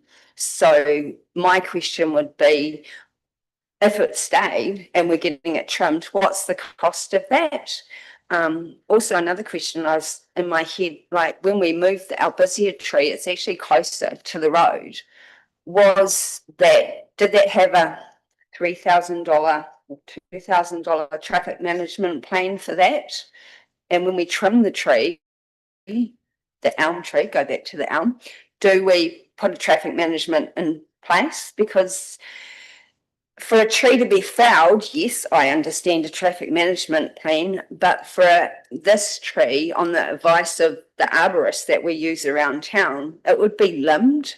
So he has assured in writing that it doesn't actually need a traffic management plan. So I'm just a little bit confused because it's conflicting information. So do I just leave the tree there? And I've got other questions. There was a lot of questions in that. Yeah, there was. Sorry. Yeah. Shall we split that up and answer Yep. each one as Yeah. we might have to recap. So the question there about does the tree require a traffic management plan? Yeah, well, it's, the agenda states it does. Yeah. And it's quite a large amount of money. And so my question is, when we trim it, did it have a traffic management plan? So it's a good question. I'm fortunate to have Jared here to answer that question because he would have worked with the arborist on that. If that's right. Through your worship, yes, we've always had traffic management with our trees on verges. What it was in the past or what it is now is changing because we've got to change with the new regulations. So it'll be more in depth. Traffic management also covers pedestrians as well. You're thinking purely road and parking, but a lot of that tree overhangs footpaths. So you've got to look after your pedestrians as well as your vehicle traffic, but we have traffic management that does go around with our street trim. Okay. So when's it due, if it was staying, when's it due for its trim next? And what sort of cost is involved in that? Costs, I'm unsure off the top of my head. We don't do single trees. We have our arborists come in for generally a week. We give them a block of trees. We're not broken up to single trees. So to save costs, it's a lot of money to come set up for one tree. So a lot of trees, unless urgently, are carried out as a block. That one will be probably coming up end of this year or start of next year. In our next block we do about every 3 to 4 years. Each of our trees get climbed, trimmed and basically checked. So when it gets its trim, it will be a substantial trim because I can see the trim where it's been pruned to before. So council will have a budget for a traffic management plan and that trimming, which I estimate to be between $1,200 and $1,500 at least to do the pruning, because I get arborists into my clients all the time. So we'll be paying the same amount at the end of the year or early next year that it costs to remove the tree. Yeah, I understand what you're saying there. And I think that if that's the will of the council to offset those costs or even pay for the entire removal of the tree, I think that's a decision that can be made here. Yeah. Obviously, the staff direction, I think, from the original council meeting was no further investment or no further funding. No further funding of the schoolhouse on the current site. You know, the opportunity is here for council to change those decisions, and if they want to fund tree removal, wastewater, that's entirely up to council. I think the reason I'm just bringing all this up is so everyone, so I don't just say, oh, I'd like to fund the tree being removed. I'm actually giving points why I see it be beneficial for both parties. Okay, so I've said my bit on the tree. And let me just. Does anyone else have anything? While I get my other questions? No? Okay.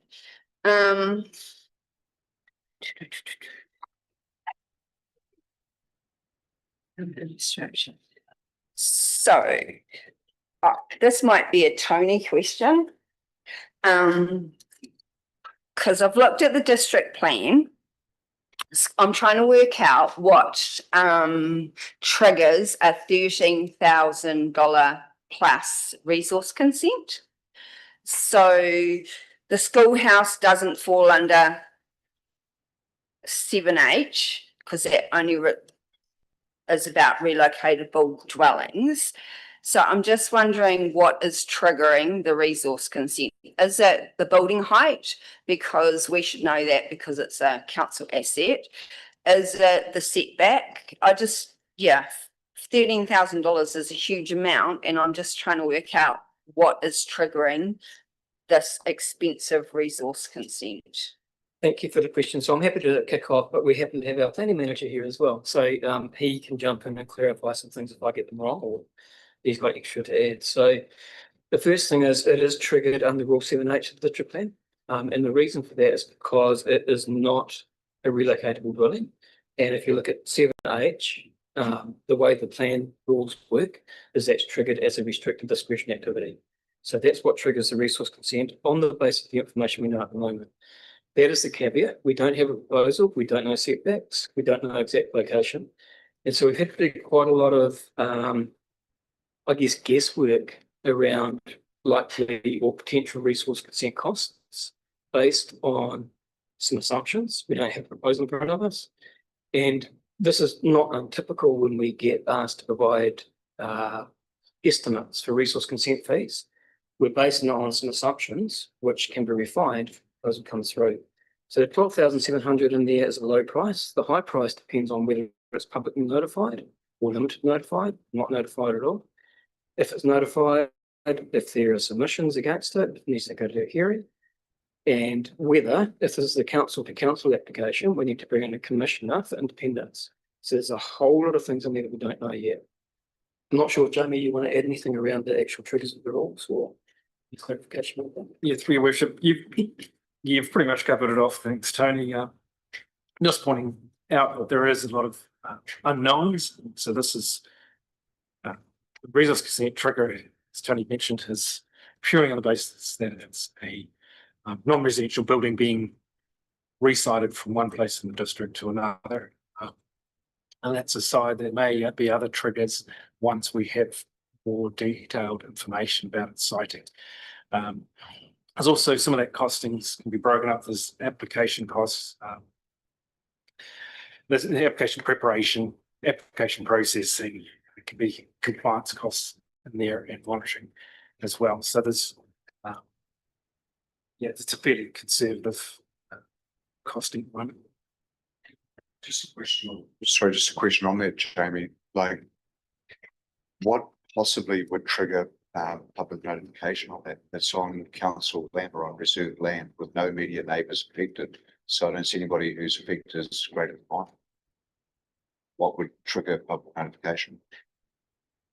You can't really speculate at this stage, but I would say that, yeah, if there's an interest greater than, if this is public interest, so there's some subjectivity in that, but it's to say if there's wider community interest. There are some merits for an argument for non-public notification. We'd have to look at the details when it came in.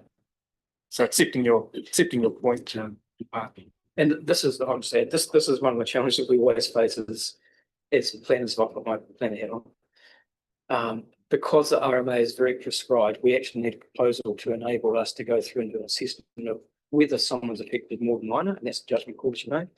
And there's some criteria around when we must publicly notify as well. So we can't do that until we've got a proposal. So it's a fair question, but the answer is really we don't really know unless we get a fair proposal through. Remember, we're an enabling council. Thank you. Has the museum not submitted a plan in the last month of where they're siting the building? I was under the understanding that they had. No, that I've received. Good. Basically, if it helps. So if council wanted to progress this, the next step would be, we would recommend as planners, and Jane would recommend this too, that it'd be a pre-application meeting. So that's where the society would come in, we'd sit down, they'd tell us what they're proposing. Then we can refine the stuff. And then we can look at whether it triggers any notification at all or not. So that's what we'd need, and we can set that up very easily in pre-application meeting. Thank you. And that is in the staff recommendation. Yeah, it is. On that, can I just ask what sort of cost is involved in that pre-application meeting for the museum? And I can cover that one. So any of fees and charges, the first 30 minutes is free. After 30 minutes, because there's, and this is fairly typical of most councils, because there's a draw on council resources after 30 minutes, then we can charge. It doesn't mean we will always, but what we're seeking, I suppose, from today is whether you would like to waive those fees. So that's a decision that we would take from council to give us direction around. Awesome, thank you. Thank you. Councillor Jeffries, oh, sorry. No. Councillor Jeffries. well, thanks, Your Worship. Yes, I did have one further one. I appreciate that 6.13 is referring pretty much just to the costs of resource consents, but what was the estimate to actually physically relocate the building itself, and who was paying for that? Can you just remind me? The museum, oh, sorry, I was just gonna say, the museum's got over 38,000 Right. pledged to them for that, like, they're not asking us to Yeah, fund that's good. that. Yep, that's fine. Well, the other question really was the connection to the mains wastewater. I think irrespective of how it's funded, will that cost eventually be recoverable from WWL? That will be part of it. The transfer agreement will obviously be, those debts and those assets will be transferred, and that's one of the key points. Yep. Is that this would become part of the network, not a privately run pump station. Correct. So, Yep. it would sit in those assets. Right. So if this was to go ahead and it did cost, so because that's the minimum, you're talking minimum there, could be a lot more than that. We're looking at having to fund that for, say, 2 years before we get that money back. So the budget we're looking at is already in the LTP. Yep. It's a development sundry. Yep. So it's already been factored in. Okay. Yeah, through you, wish it. So we can't do any work outside the LTP, any capital work outside the LTP. That is what the new entity understands we've committed to, and that is their understanding of what is going to be transferred on our transfer date. So this is included in that LTP budget that the entity are already aware of, basically. I mean, it's tiny compared to the millions that they'll be dealing with, but still, we're on an obligation to not just do any extra work unless it's urgent, critical, without them approving that. Right. Yeah. So just to clarify that, then you're talking capital works. Does that include renewals?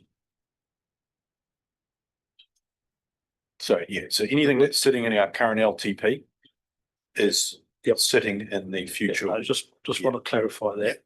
Yeah. So that doesn't mean there's no provision that we can't do significant work. Yep. But we would have to inform of what that is and what it would cost. Sure. I was just thinking of how we can soften the blow, that was all, and if it's possible to recover that money in some way, that'd be great. Yep. Okay, thanks. Councillor Dow. I had one question, I was probably for Tanya, but the government, coalition government at the moment are putting through a bill through Parliament, and they expressly say that local government has to look after museums. So will that mean they'll be funding us, or should I ask Christopher Luxton that one?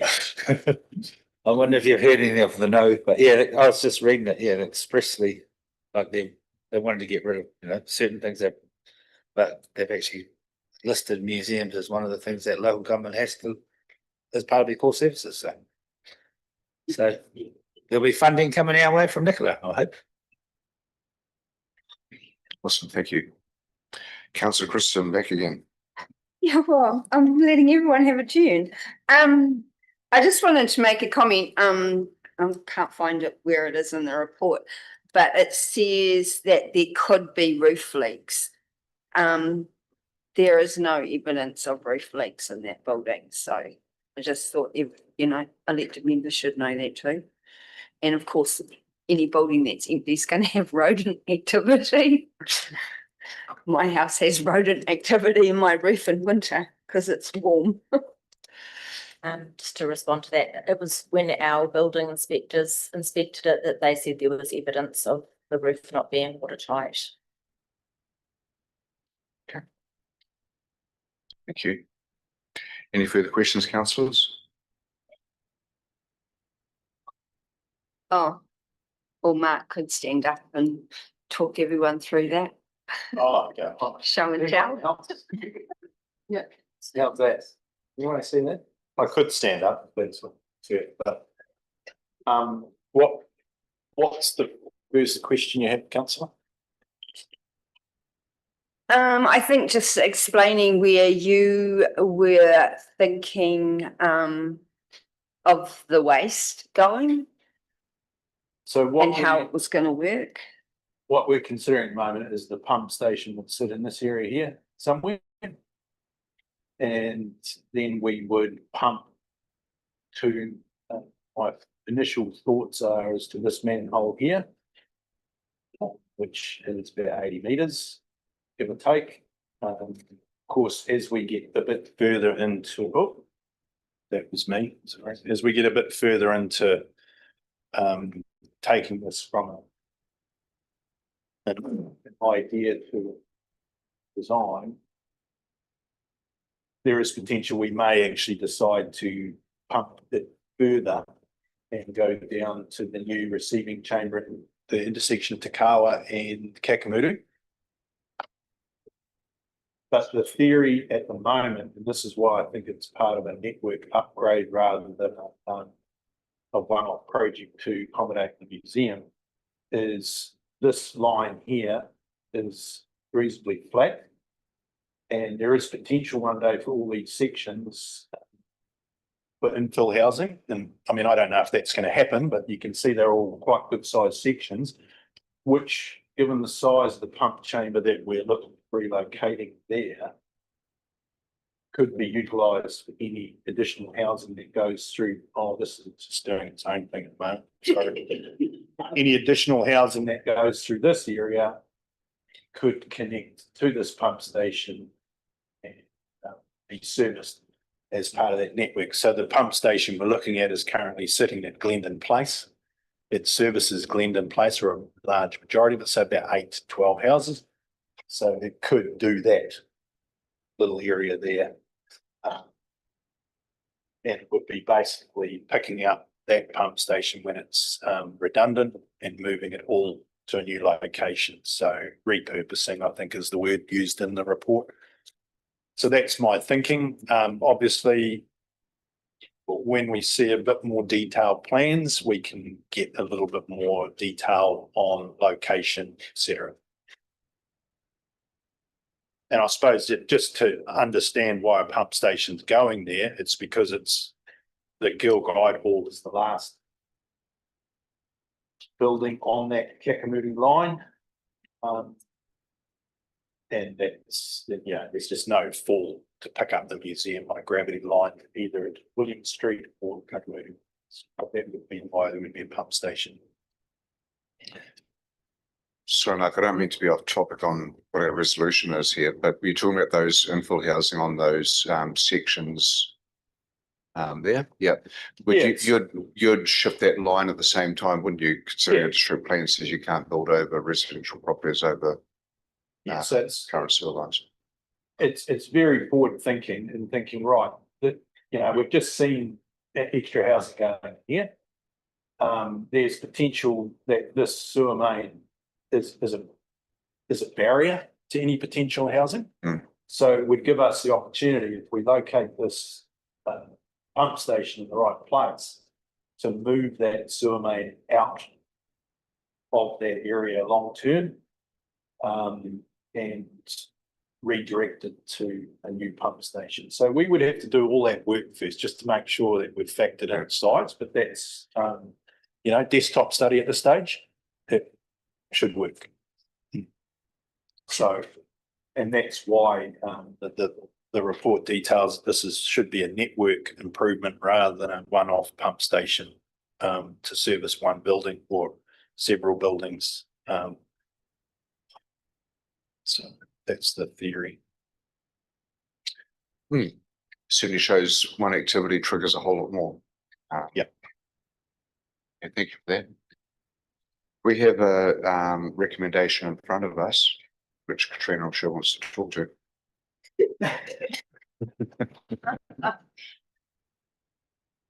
Councillor Christensen. Should I tell you what I reckon the recommendation should be? Well, I would like to see, I don't know. Tell me how I do this, Tony. Are you going to move an amendment? Yes, please. To the, Yeah. to the, yep, so you'd like to move an amendment. Okay.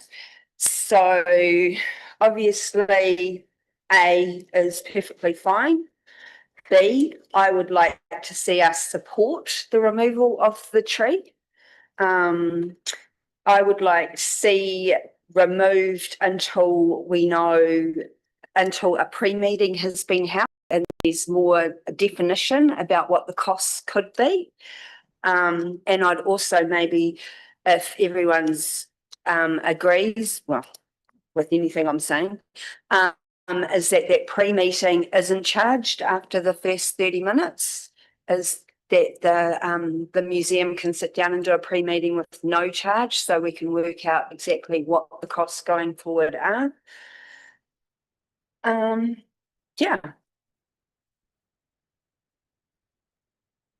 So Councillor Christensen has moved amendments to the original resolution. Do we have a seconder? Do you want to tighten the words up? Yes, please. Please. Okay, just so we get absolute Yep. crystal clarity on what we're approving. So A would stay the same. B would say perhaps approves the request for funding the removal of the golden elm and that this is funded from the parks budget. Graham, I'm looking at you. What is that actual budget called, please? Brendan's not here. Is it Parks and Reserves? Is it Parks and Reserves? We'll know what that is. Jared? So that's that. Yeah. So it's funded from within that budget. Yep. Ōtorohanga Parks and Reserves budget. Right. Yes. Okay. And would that be as part of the routine? Well, it's not routine because it's not it's routine. bringing a tree down instead of pruning it. So I think we're removing it. It's different from routine, but it's funded from that budget. But, sorry, could I? Would there be any saving of doing the removal at the time that the arborists are coming in anyway? I think Jared would work that out. Yeah, we're not gonna- We could, Yeah. have it done at a similar time. If that's a similar time, Jared said that was next year. End of this year, next year. Yeah, When for a you building need to be moved, it must be gone. Through you, your wish, we have a block coming up. We could add it to that block of trees to move it forward, if that was what was wanted. The next one, I just want to clarify that you want the, in moving councillor Christensen's recommendation around resource and building consents, the consequences of that would, in my mind, would mean that the pre-app meeting gets done and another report comes back to council. Or you could waive the fees and charges up to a maximum of X, Y, Z and give the chief executive oversight of, I don't know, whatever the application process is. Up to you. If you want the reports to keep coming back, then that's fine. Or we can put some rules around that, boundaries around that. Just running through your worship too, this needs clarifying a bit further. So is this just about council's costs for processing, not the society's costs for consulting and preparing an application and everything? Because the way it's written at the moment is all costs. So you might want to consider what costs we're looking at waiving potentially to be. Do you think maybe that one needs to come back then? Once those costs are worked out? Have the pre-application. Yeah, just another, I think so. Yeah, no, just wanted to clarify. Otherwise, that. we're restricting. Yep.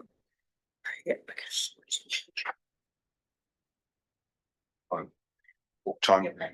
We'll just adjourn the meeting for 5 minutes while we have a bathroom, cup of coffee, whatever.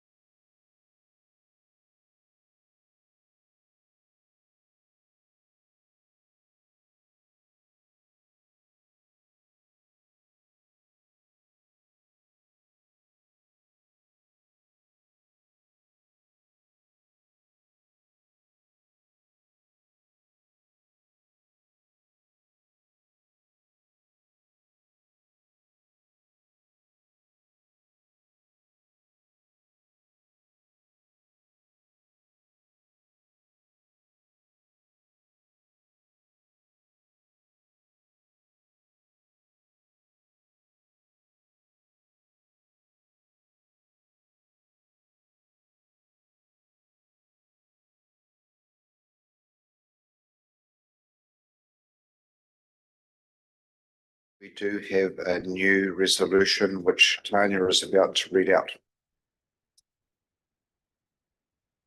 Through your worship, so just taking the intent of councillor Christerson's suggested amendments. We're going to try and share them on the screen.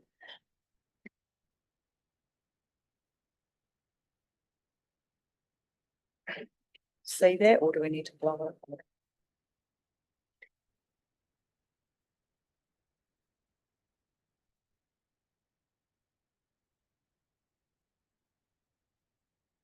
So we've basically said that council approves the request for funding to remove the golden element that's funded from the Parks and Reserves budget, Ōtorohanga Parks and Reserve budget. And we've changed the language for around the consenting process to call it the pre-application process rather than a pre-application meeting, because it might be more than one. And we're suggesting that the fees for that are waived for that process. And then D is a new recommendation requiring the outcome of that process to come back to Ōtorohanga District Council in order to determine next steps. Thank you, councillors. We've had councillor Christensen. Sorry, Mark. Yes, Sorry, your worship.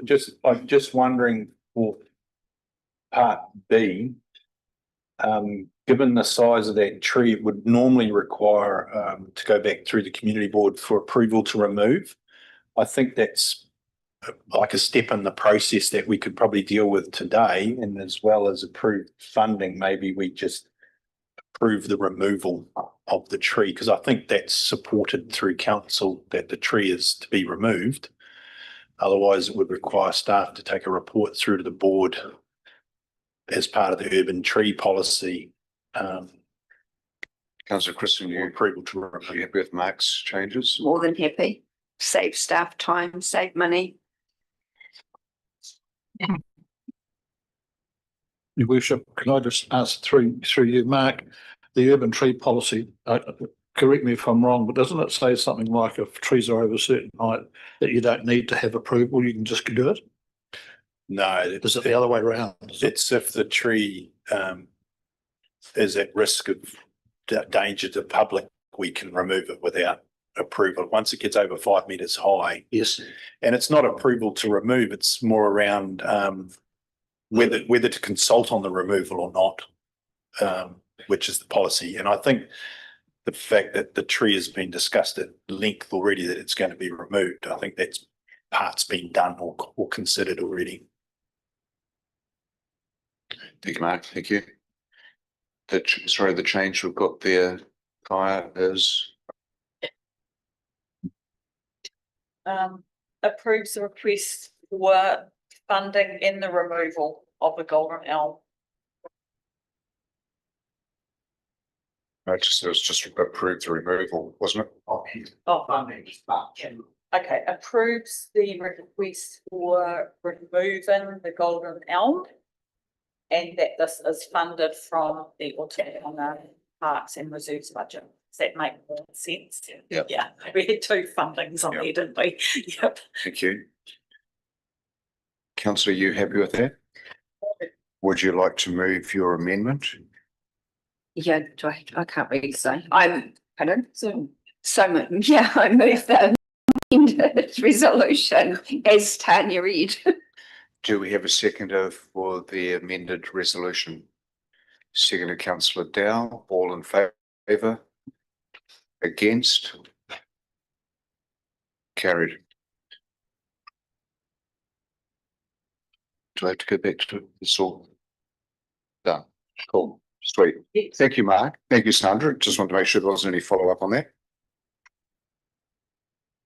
Moving on to item 274, annual report on dog control policy and practices. Welcome, Tony. Possibly Peter. Just Tony. Just me, please, one door. Thank you. Okay, over to you. I'm not sure what his job is. He just texted me to say, yeah, so So this is a statutory report that we're required to produce every year. It's an only for information report because we have to do it under the Dog Control Act. And so the procedure is that council endorses it, and then we've got to put a notice in the paper to advertise the report. So I'll take the report as read. It's pretty straightforward. All the stats are in the back, and happy to take any questions. Thank you, Tony. Good report. Good to see how many registered dogs there are in the district too, or the percentage of registered dogs. Any questions, councillors?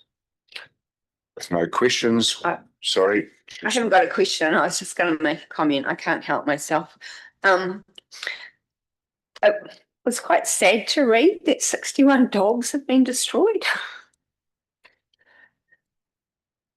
Yeah, like, is there any stats behind those? Is it just they're not claimed, or they're vicious, or because it doesn't add up with the attacks, or? Yeah, so that would be something that people would normally respond to, but there'll be a mix in there. So there'll be some dogs that a small minority that may have been surrendered, and I'm guessing here, may have been surrendered for euthanisation, and that's where they're typically dangerous or menacing, or the dogs have got some behavioural issues. So that'll be a very small percentage. Most of them I'm suspecting would relate to dogs that have been unable to rehome. So strays, litters of puppy, for example, will be in here. You get a few of those coming through. No one wants them. We try to rehome them. No one wants them. We've got no option really around that. Thank you, Tony. Any further questions, councillors? No? Okay, moving on. We have the resolution that Ōtorohanga District Council received the dog control policy and practices section 10A report. Noting the report we published on the ODC website and in the King Country News in accordance with section 10A of the Dog Control Act 1996. I'd like to move that. Second, Councillor Dow, all in favour? Against? Carried. Thanks, Tony. Item 275, risk pool update and call to members. Graham.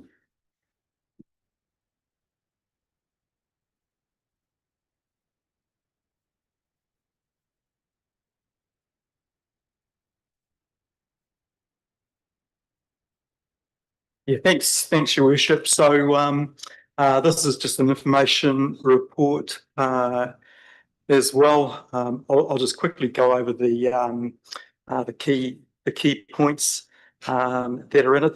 There's a number of issues here. So first of all, you'll see at there's an appendix at the end of this report that gives a brief history of risk pool, why it was set up, and then the current state of the place. So risk pool ran for 20 years. It was a mutual liability fund that was set up by all councils within New Zealand.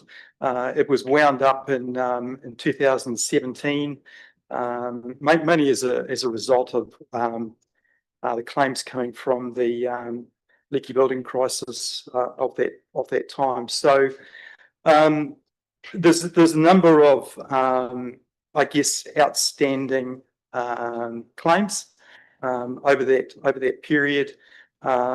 And what happened just a couple of months ago, there was a claim that went to the Supreme Court versus Napier City Council, and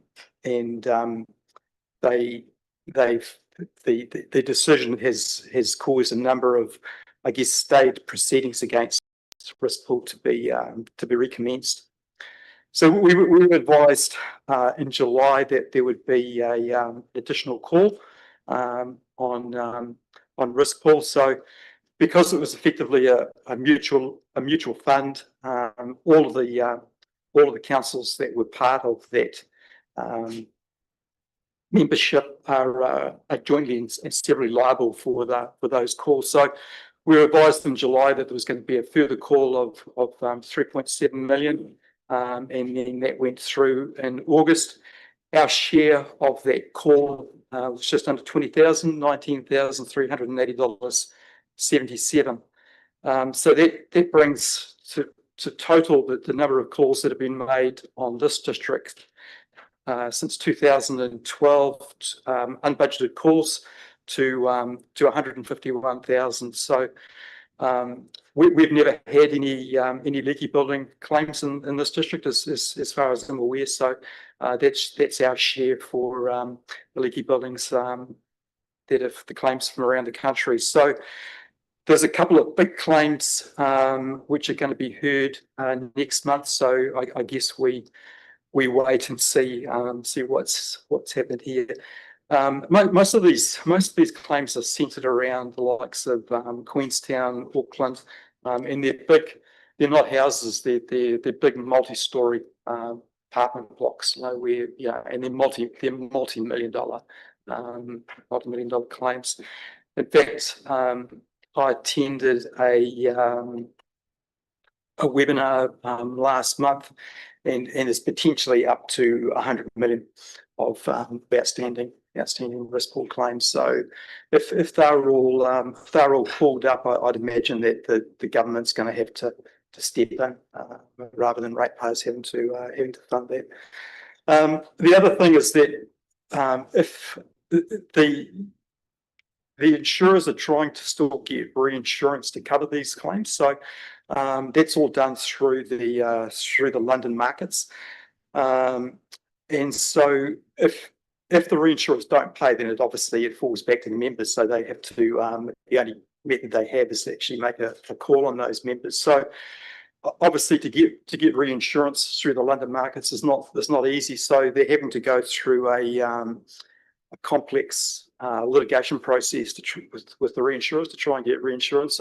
So Risk will have had to hire specialist lawyers to go through that process as well. And just the final thing I just want to bring your attention to is just the potential update to the trust deed with Risk Pool. So currently, there's a clause in the current trust deed that limits that doesn't indemnify or limit the liability of the trustees, and so it doesn't basically give them enough protection. And so obviously, if you're a trustee in Risk Pool and there's $100 million of outstanding claims, that probably doesn't make you feel very comfortable. So we've just received notification on the amendments to that trustee. The chief executive has delegated authority to sign that, but they need 90% acceptance across the membership to approve the amendments to that trustee. So yeah, not all great news, but yeah, happy to take any questions. Just further to that, if I can. So the sum of $19,380 is reasonably minor. I don't know when the last time you've had a report as a council on this. Maybe I don't think there's been one in my time, but it's starting to add up. $151,000 so far, and the potential for it to be a lot more. So it was time to bring this to you, get it on a public agenda so that you can understand, the nature of this situation. And I'm aware that other chief executives are doing the same thing where they might not have to date. So I was at a meeting at CE Forum where we had the Risk Pool and Civic, what are they called? Civic Financial, they're called now, team there explaining this to us. So Graham and I are reasonably across it. But just the other thing I'll add, you would have seen obviously the headlines over the last couple of weeks is that there's a bill before the House around changing liabilities. So councils would potentially be last man standing as they are now. The developers would have to cover their own insurance. And so this is often what's happened in places like Queenstown where the developers have gone into receivership or walked away, and so councils ended up so. Thanks, Graham. I mean, it's obviously that works well for the future, but it doesn't really protect us for the past. Where do we work, or where do you and Brendan work in the future, knowing full well that there's potentially a whole lot more claims coming forth, which we're a member of the fund? do you build that into our budgets going forward? Yeah, good question. This last call, we weren't notified until July, so it was too late to put into this annual plan. We'd had one small call, but we hadn't had a call for a number of years, and I thought it was all over. You know, is that we were you know, that they were gradually closing off all those different fund years, and you know, I think this the Supreme Court case with Napier City has just reignited it again, and so that's what's potentially you know, and it may be that we'll get further information from these two cases that are going to go forward in September as to what our exposure is likely to be. Thanks, Graham. So I suppose our request from councillors that they're incredibly transparent about what potential risk there is to councils going forward and what potential further claims there could be that fall back on risk pool. Councillor Prendergast. Thank you, through you, your worship. So Graham, do you consider this as a strategic risk that should go to the risk insurance companies? Yes, I do. That's good, because I really agree with you. And I guess my next question was basically how big is this bucket? But you've kind of answered that. It's an unknown at the moment, that it is a big concern. Yeah, I think it's kind of, you know, we're the way it is at the moment, even to you know, you could imagine them fighting the reinsurers on the London markets, you know, and under English law, the type of lawyers that we have to send in to do that, it's going to be an expensive process here.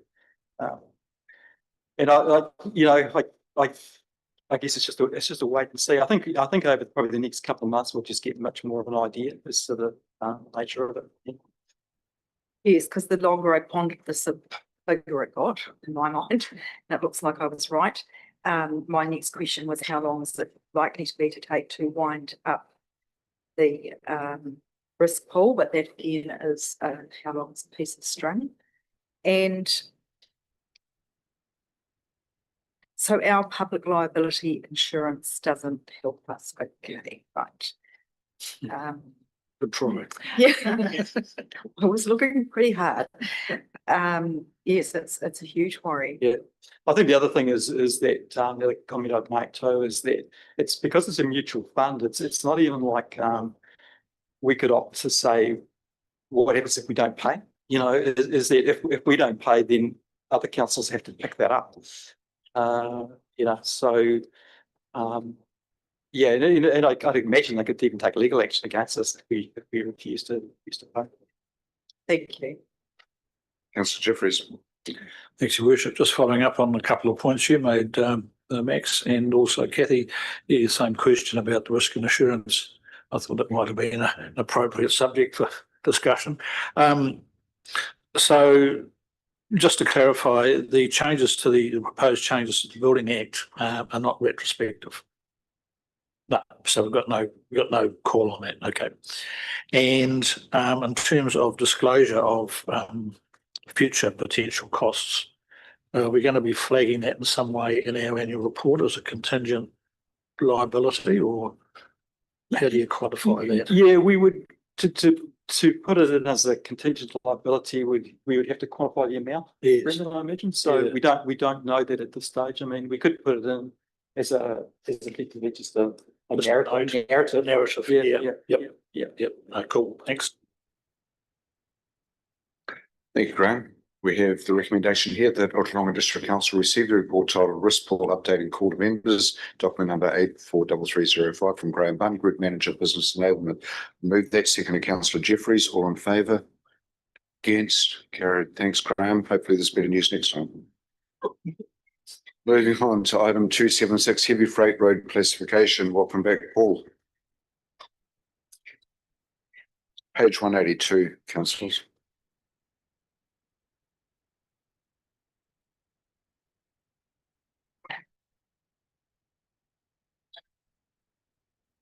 So through you, your worship, to the other councillors. Welcome, I'll come on back. So purpose of this report is to obtain approval for the classification of the Ōtorohanga district roading network to accommodate heavy freight, assuring alignment with network planning and transport efficiency. I mean, that sums it all up. We're recommending that we allow HPMV access on selected routes where there was a clear benefit to the district or the local industry. We do not seek to put any restrictions on 50 max access other than what exists because of our bridge postings. The HPMB legislation was brought about in 2010 that allowed heavier and longer vehicles. Ōtorohanga has had a somewhat ad hoc approach to approvals for that, and we had a workshop and we sought to put a bit more strategic thought into what we allow and where. And we're providing clarity to the freight industry so that they can invest in the right vehicles for the jobs that they're doing.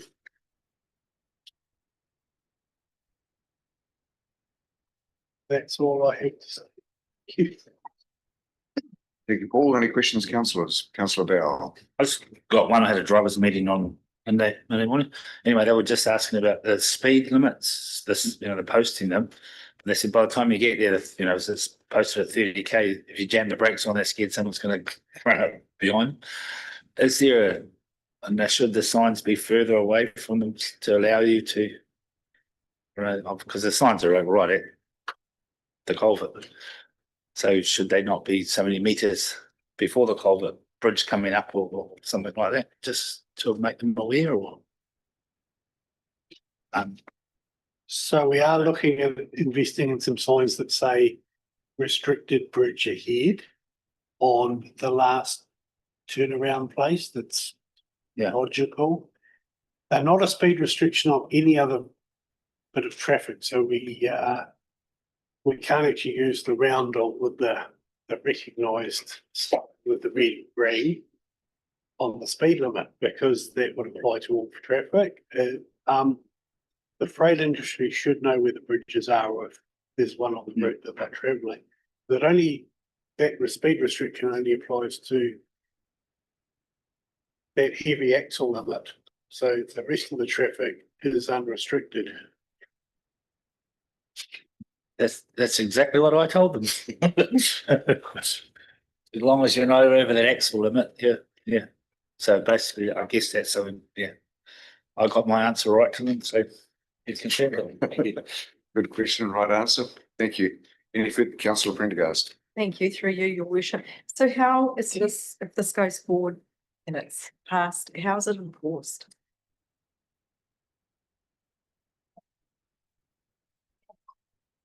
Through the freight industry is very heavily regulated.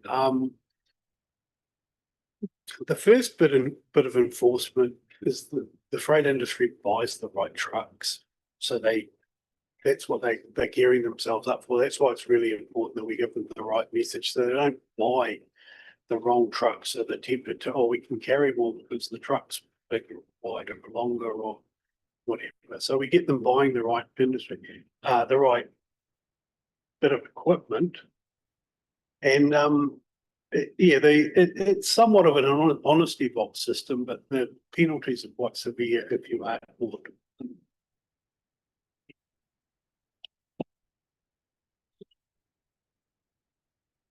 Councillor Jeffries and Councillor Bell. Thanks. Not a question. I just wanted to say thanks to the contractors and whoever who did the footpath just recently out at Carfield on, I think it's Fairchild Street. Yeah, they've done a great job. It looks really good. So if you could pass on our thanks for that, that would be appreciated. Thank you. I just answer Kathy's comments. Like for instance, the transport industry, we all operate under transport service license agreements. All the 50 max trucks and anything bigger have to get a permit every 2 years. So if you breach any rules, they can actually remove your permit. So you can imagine you spend $900,000 on a truck, then you're cut back to 46 tons all you can cut because you've been a naughty, not following the rules. So the rules, and for instance, we've just done an audit. We had to give NZTA every bill that we had for every truck maintenance we did. We had to show all our logbooks to them. They requiring sort of speed reports, things like that. So it is quite regular. Well, we think it's heavily regulated. Some people may not, but there is a hell of a lot that goes on, and that data gets so. If we get a truck pulled up, for instance, overloaded, when we go back to get its permit, and because they're every 2 years, we can be declined. They can put you on a 3-month permit or no permit at all, or so. Yeah, I think possibly it'll be a bit like our bylaw for the council to be enforcing this. But for actual, and if you get caught, they can ask for that information. So pretty. Thank you. Thank you. And through you, Should be safe. so I guess where I was going with that was just thinking about the downstream effects on the farmers and those that are that I guess if you can't, if you have to buy smaller trucks or whatever, it's just the cost. Yeah. Thank you. All regulation comes at a cost, and that's why it costs so much when you go to the supermarket. Because there's all these costs add on, but I mean they're part of what we've done to have a safe environment, I guess. Yeah. Thank you. Councillor Tamaki. It's not, it's just a question. So the slip up here by our bridge in the town, how secure is, like I've been on that hill for 20 something years, and my house never used to shake, but it does significantly, like I can tell now, like when the trucks go over the bridge.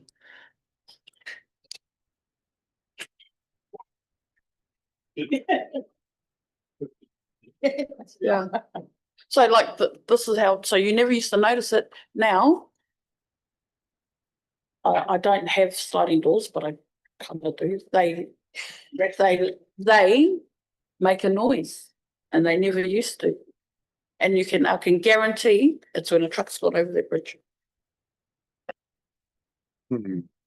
Something to think about, Paul. Thank you. Okay, we have a resolution in front of us. Heavy freight road classification that Ōtorohanga District Council approves high productivity motor vehicle HPMV access to Huiputia Drive, Progress Drive, Otiwa Road, Old Tikawiti Road, and Torongo Street. And B, endorses a prioritisation of bridge upgrades and targeted pavement improvements within future asset management planning where feasible to extend the 50 max HPMV network. Move Councillor Dow, seconded Councillor Jeffries. All in favour? Against? Carried. Thank you. It's lunchtime, isn't it? Yeah, it's too soon for your stomach. We'll move on to the next one. Item 277, roading activity quarterly update, August 2025. Welcome. So I thought I was after lunch. Is that, so you want to keep going now? You're doing this now. Tanya was premature, so it's 5 minutes till lunchtime. Excellent, thank you. Through you, Your Worship. So this report, it was actually really good fun writing. Comprehensive review of our roading network.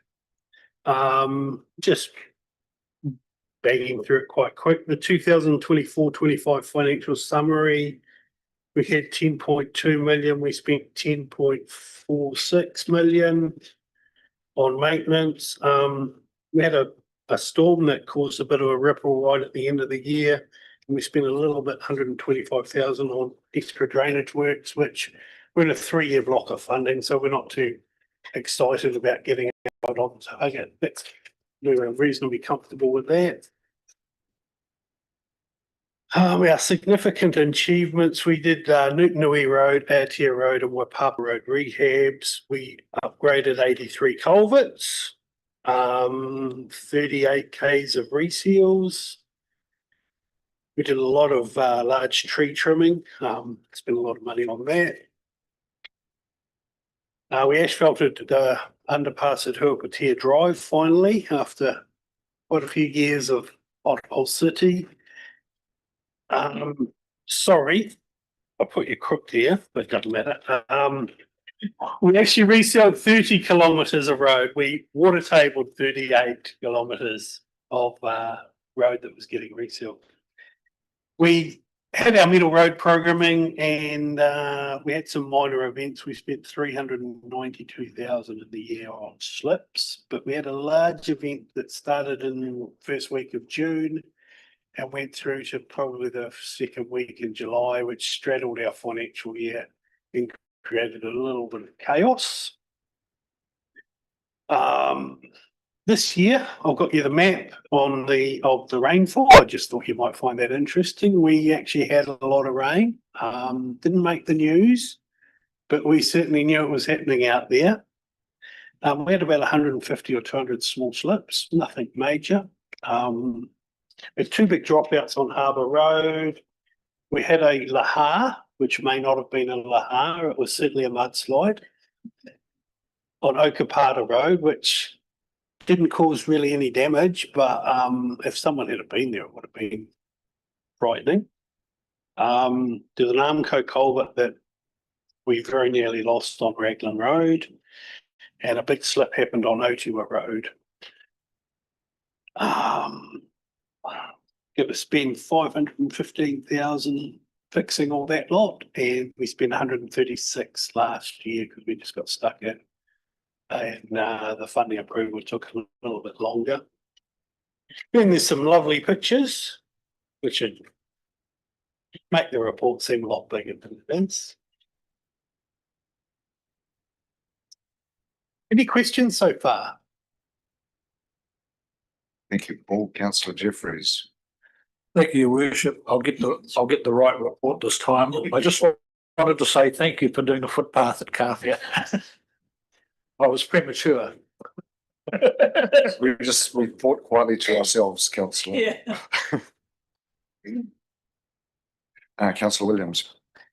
Thank you, Worship. With regard to the dam failure, is there any, so there's rules and regulations around whether you have to have your dam registered or not, according to the height of the face of it. No, do we do any investigation as to whether that was a compliant structure and was there any ability to claim the cost of that repair, or? Does regional council get involved? So the regional council did get involved with that particular thing, and they carried out an investigation. And I'm not aware of where that's heading. They asked us to itemise our costs. We replaced a culvert that was 58 years old and not working very well, at a cost of about $5,000, and that was our only real cost, apart from some signs to say mud on road. In a situation like that, though, as Councillor Williams saying, you've got a dam failure, and there's a lot of requirements and legislation around dams on farms. Whether do we as a council go, hey, this is what caused this? Do we forward that on to regional council ourselves? Yes, we did. The other thing, so the other thing through Your Worship that I could add into this, as a result of this, it's heightened at a civil defence group level to need to understand on-farm dams and the hazard they pose. And so this has actually been quite useful for us to contribute and validate a request for the technical advisory group around hazards to look at this as part of their work. Thank you, Tony. Councillor Christensen. Through Your Worship. I just want to say thank you for the long process. That's finally come to an end. We've got icons and beautiful lights down our main street. Awesome in-depth report, really interesting, the fun facts on culverts.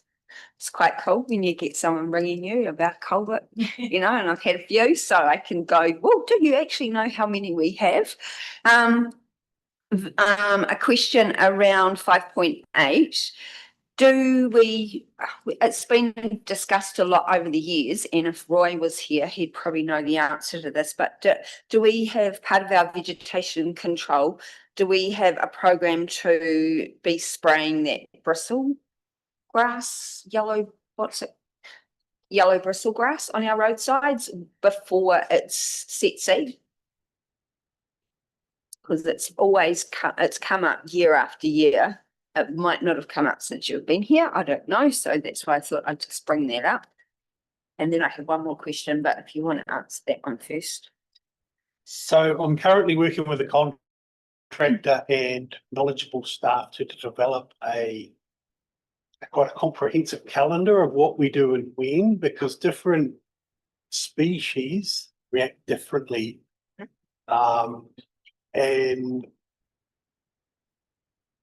Some species love being ground for earthing, and if we spray too early, we create a seed bed for them, and it's quite there's no black and white answer on what the right thing to do is. Yeah.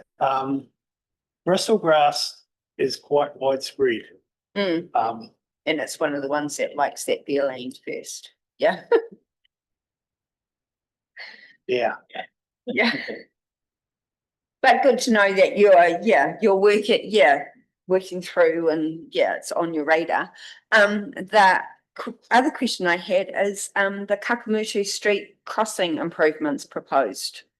What's that about? Through you, your worship. So there's a sewer job happening in that area. They are going to destroy our curb and channel as part of their pipeline works. And so as part of the reinstatement, we said, how can we make this better? This was an area that was identified by the community board on a loop that they wanted to make better around town. So instead of putting the curb and channel back where it is, we thought we could put it back somewhere that would create some other benefits, if that makes sense. I'm not sure how that feeds into what the community board. Yeah, I'm not sure. Like, that looks like a lot of extra money, extending the footpath out into the road and building islands and stuff when something's not broke.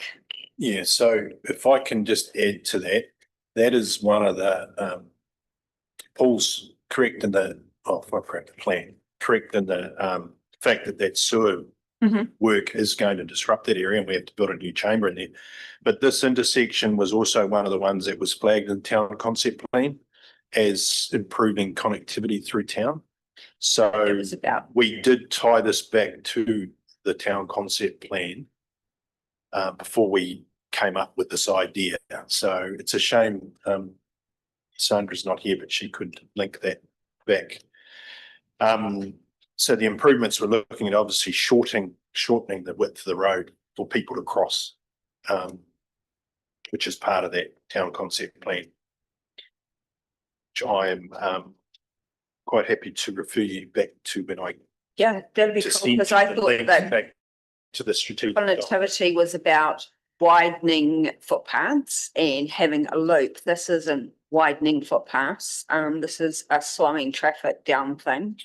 And that's, and for me, for it to go ahead, I'd really like to see some costings around it first. So as proposed, I do see that. Yeah. So I'd like to see that, think that it would come back before it went ahead. So I'm sure Paul could give you some indication of those costs. The thing at the moment is that that project is sitting within an evaluation process for a tender. So we have to be a little careful how much we discuss those costs, but Paul could give you some ballpark figure what he thought that would end up. That's small. I can tell you what the footpath and the curbing is costing. It's about $25,000 for the footpath and the curbing. If we don't say this is a good idea, they'll have to probably put new footpath and curbing as part of the sewer costs.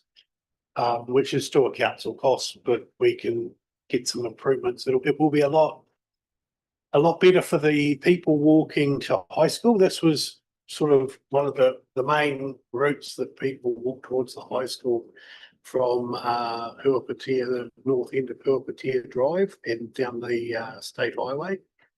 That they were walking down here, and both of these intersections are very wide, and then they're encouraging this flowing traffic rather than, hey, look out for some pedestrians. They're quite subtle changes, but there are changes.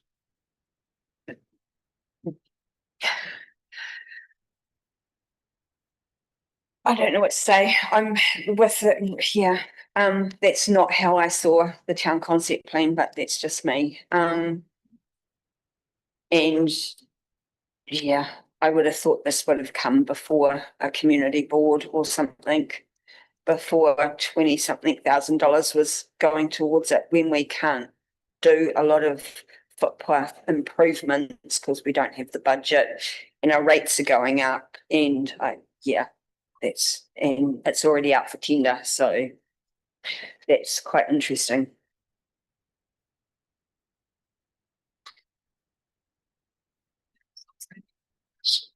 I don't know there is response.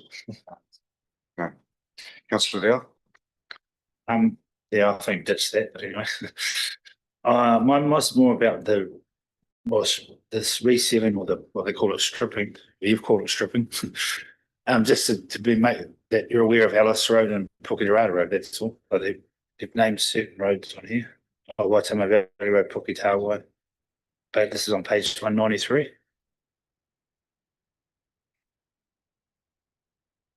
There's been some. Yes, I'm aware of those. We're aware of those roads. That's all just, yeah. But yeah, I don't, yeah.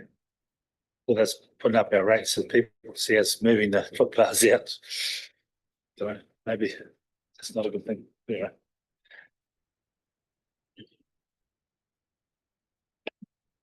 Those, sorry, the stripping part will come according to, like, you've got your work program there. There's those 2 or 3, was it 3 or 4 road spurs? Or are those ones that Councillor Dale is referring to follow, or? So they're all getting done. There's a 12-month maintenance period on all of our resale work. So we've identified them early, really early, and they'll be doing them as part of their this year's resales. They know what the problem is. They'll put their hands up and they fix it. It's actually quite an easy fix. I know it doesn't look very good, but it's a relatively easy fix for stripping. It's bleeding that we can't fix easily. Thank you. Any further questions, councillors? Can we have the staff recommendation, the roading activity quarterly update? That the Ōtorohanga District Council received the report titled Roading Activity Quarterly Update, August 2025, document number 844002 from Paul Strange, Roading Manager. Move that. Secondly, Councillor Tamaki, all in favour? Against? Carried. Thank you. Yeah, it's amazing with so many slips that we've actually got away with minimal damage in comparison to the rest of the country at times. So long may that continue. Okay, we'll adjourn for lunch, councillors. Good start.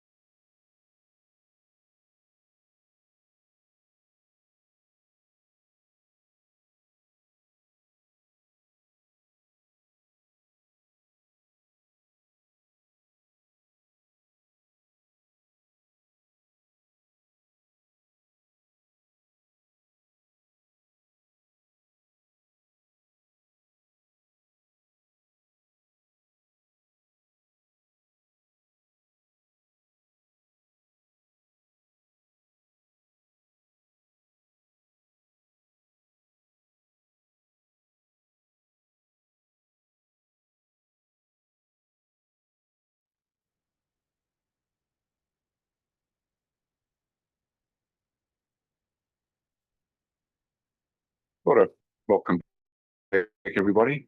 Hope you had a nice lunch. I'd like to move that we reconvene the meetings, particularly Councillor Williams, and we'll move on to item 278, Regulatory and Growth Group 6-month report.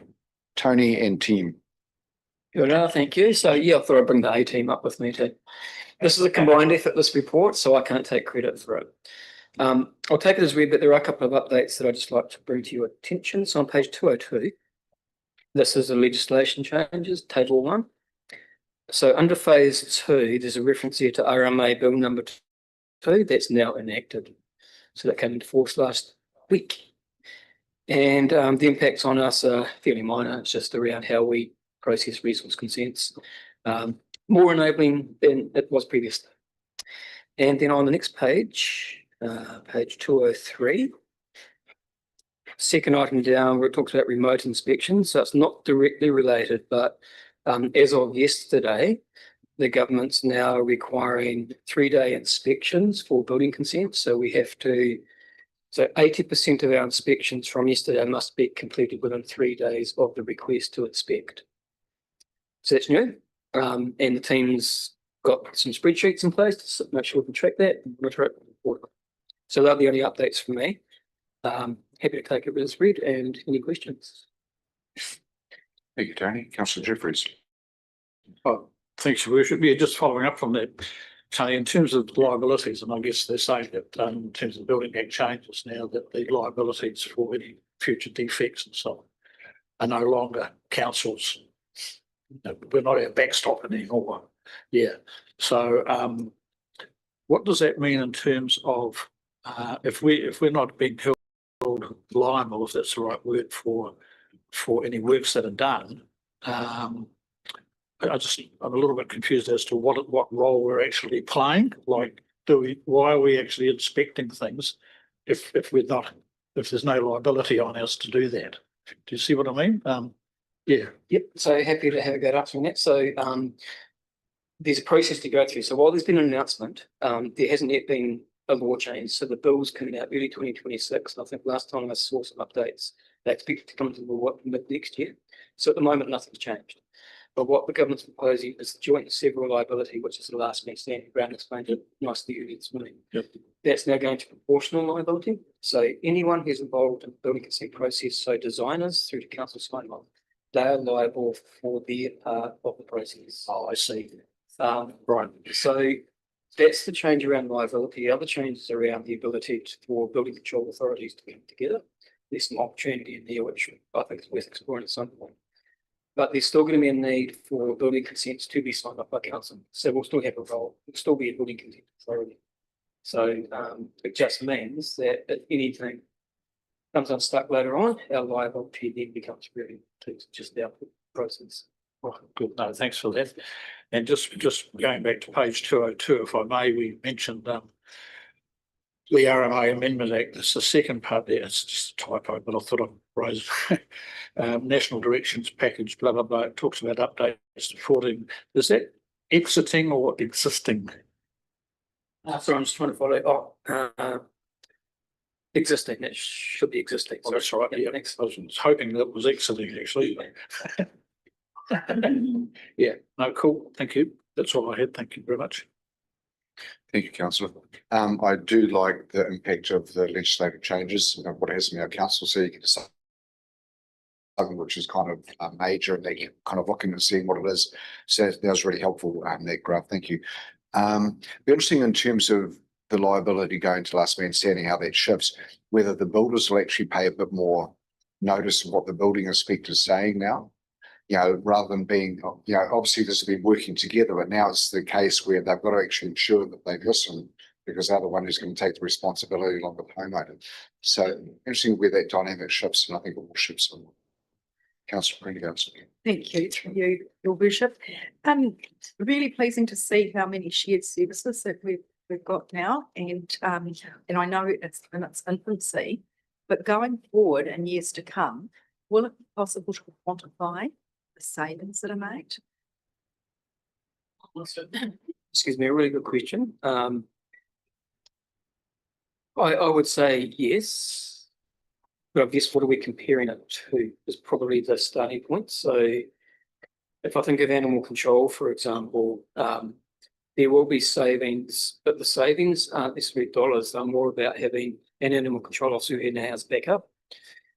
So it's not only the material dollar savings, it's the efficiencies and the, I guess, additional capacity that we get with it. But yeah, we can look at that. It's a good question.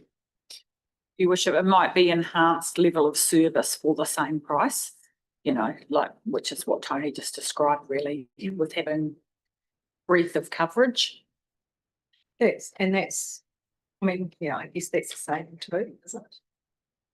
It's just nice to be able to say, when people ask, and I just say, well, yes, we do have quite a few shared service agreements in place now.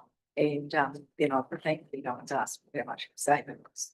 So I just say, well, it's in its infancy, so give us a chance, you know. I can give you a practical example right now. So under our 3 council shared service and regulatory services, we put out a request for service to Waitomo, who's got some policy capacity to help with some more bylaws that will be coming next year. So we've got some more bylaws to review. The standard consultant rate to go external is probably north of $250 an hour. Under our shared services agreement, and this is public, it's $156 an hour. However, Waitomo won't be charging us that amount. So already we're saving at least $100 an hour by using shared services. Thank you, Tony. Councillor Christensen. Hi, 11.7, I was just, is it worded correctly, like 6 out of 7 paid, not 1 out of 7 paid? Or did they all pay, or did 5 of them pay in the last 3-4 weeks? The question, if I understand it, is under paragraph 3.7. We said that 6 out of 7 hairdressers have paid, and yet. Well, last month it was only 1 had paid. Yeah. Yeah, so another 6 paid, did they? Yep. Okay, thank you. Any further questions, councillors? Sorry, sorry, Your Worship, there was just one further one. Tony, right at the end of the report, you talk about enforcement, and you mentioned something about a place on Phillips Ave, but I just wondered, what's the latest on that derelict house in Carnafia next to the boating club? So there's no further action on that one. So they met, so there's notice to fix, and they complied with that. They ordered it up, and so from our regulatory perspective, there's no further action on this.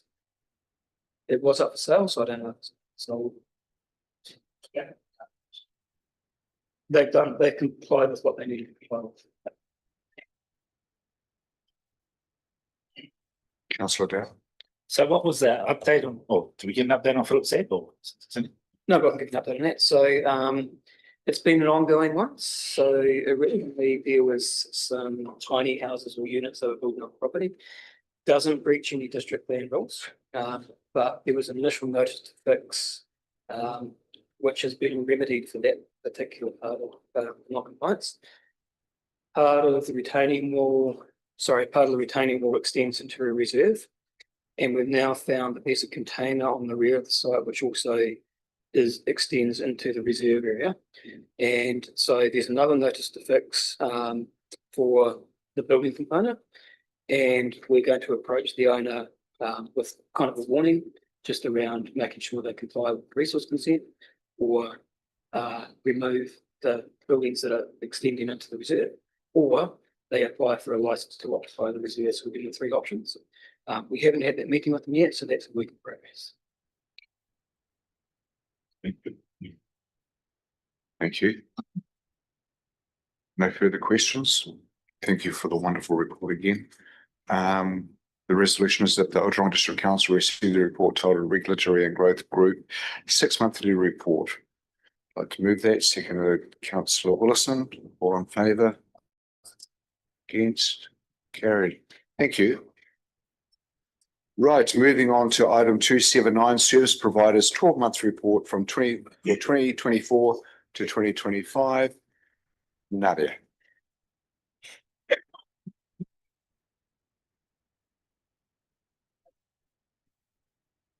and team.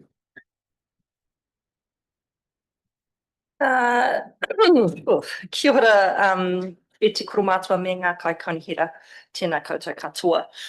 The report before you presents the 12-month accountability updates from our service providers who are supported through Council's long-term plan and annual plan commitments.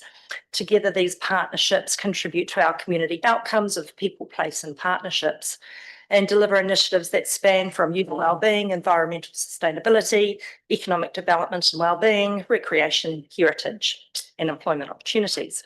Now, we've bundled all but Elevate's end of year reports into one and forgone having individual presenters as per your direction due to this year's election and tight timeframes for reporting. As you know, sometimes these can span from July right through to November. I have two of our council staff with us. I've got Nikki Dealey and Jane Shaw for any of the curly questions you might have pertaining to specific provider relationships that they manage. But before I open up for those, your worship, if I can draw your attention to the Maru Trust report in particular. The appendix initially included in your agenda did not fully reconcile years 3 of last LTP and years 1 of this LTP, the 2 years that we have funded them. Since then, we've received an updated accountability, which is printed and has been in front of you for the duration of this meeting. It's also been added to the agenda section of our website for today's meeting. I can confirm that this update aligns the last 2 years of data and provides a clearer picture of installations and funding.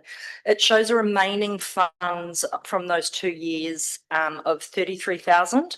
Those 2 years equate to a total of $60,000 worth of funding, so they've spent just under half of that.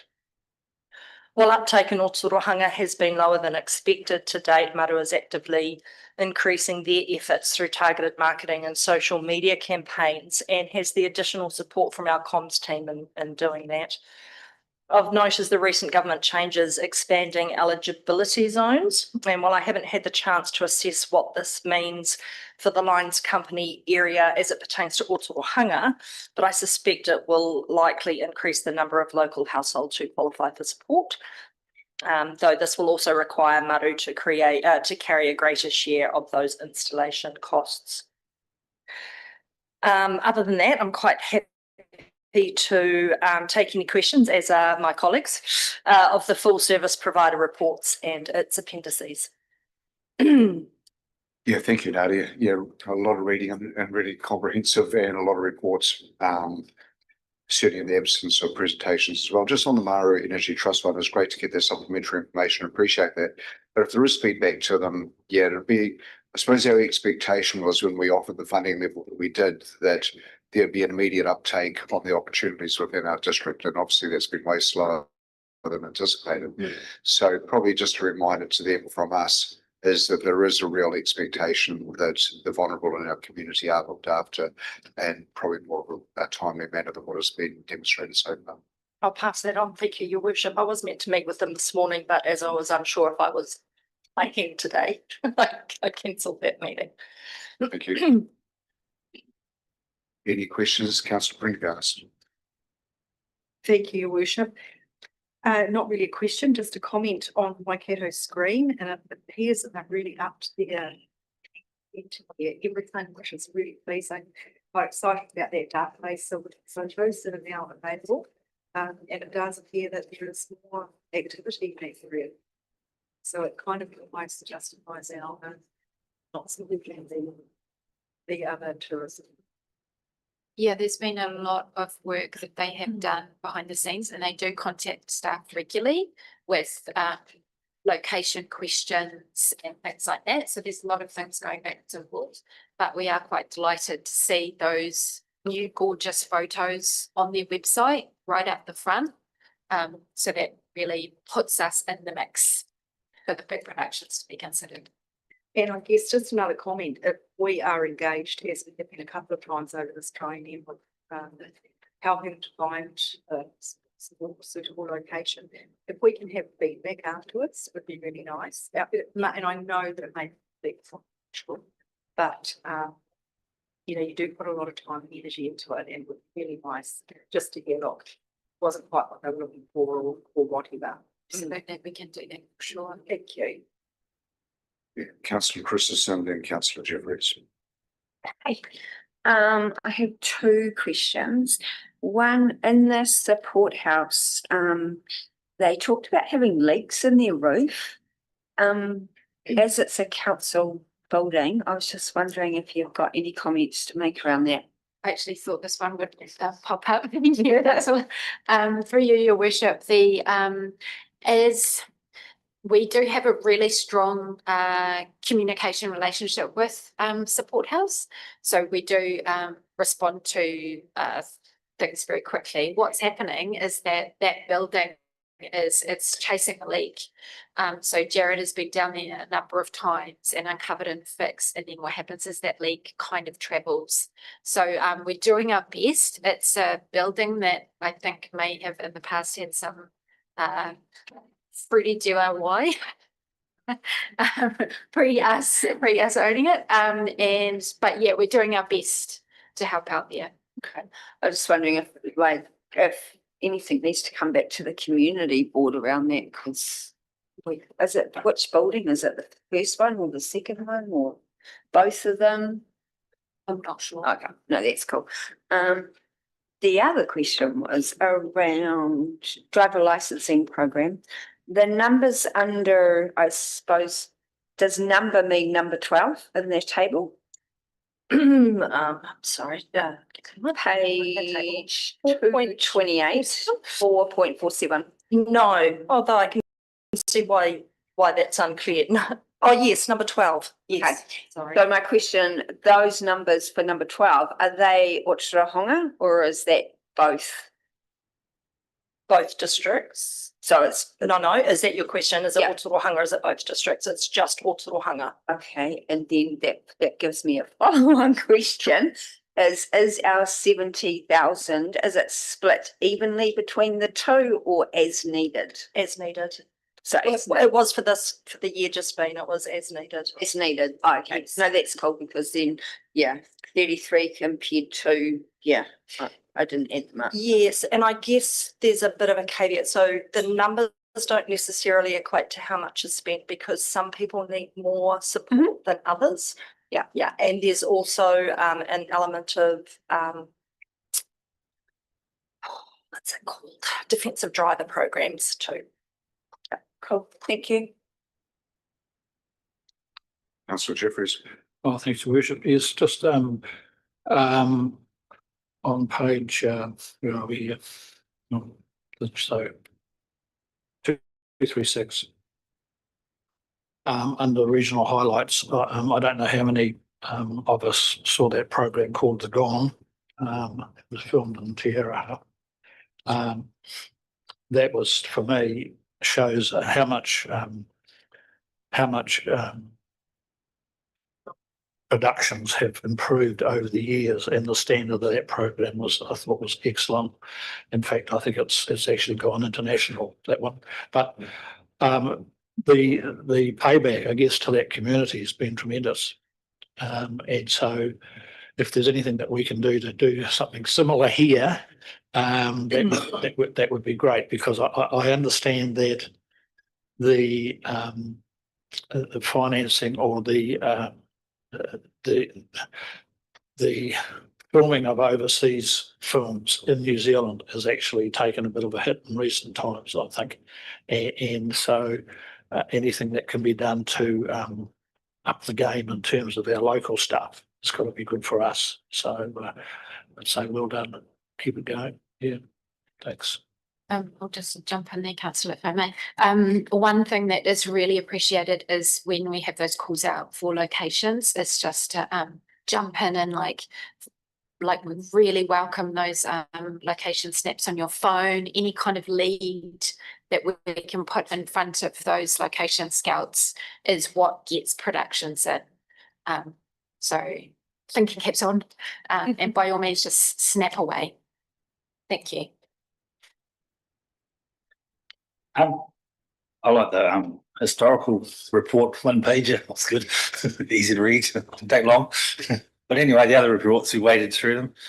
So well done to the Historical Society. But on page 272 of the Ōtorohanga Support House one, it's kind of got the benefits of being suspended because people haven't been able to attend having the money to attend face-to-face meetings. But then later on, there's a transport table about, how many transport trips and how many Ks they travel. So do they offer a service to transport people, or is that just, I'm just not sure how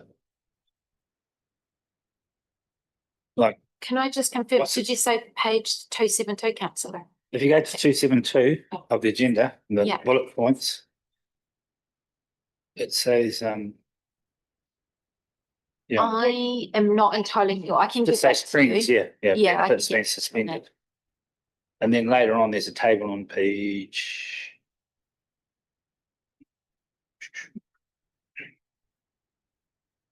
283 of our agenda. It says transport stats. So those, it's kind of got down the bottom kilometres. So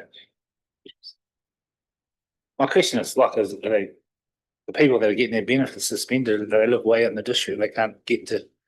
I can go away and ask and get that information for you. I'm not entirely sure, sorry. Seems a bit mean, just because they can't get there, That's all right.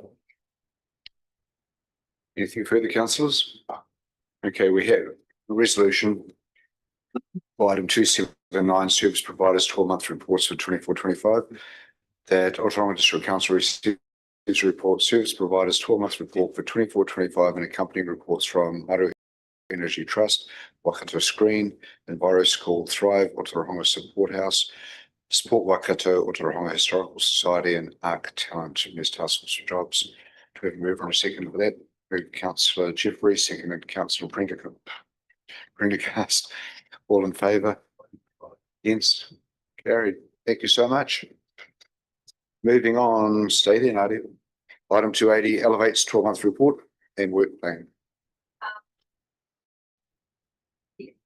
We're running ahead of schedule at the moment, so we had scheduled Elevate to have their item at 2, but I had asked them to be here at 1:45, so even that's 7 minutes ahead. So yeah. Okay, thank you, Nadia. We'll come back to you.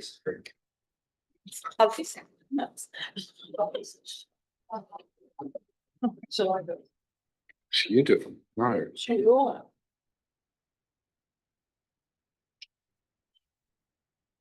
Councillor update. No, speak please. Right.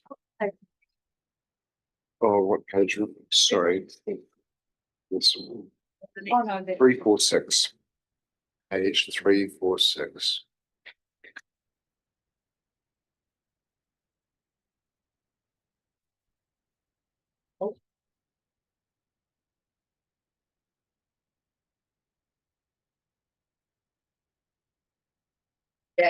Will you watch us online? Just bear with us. We'll be back with you in moments.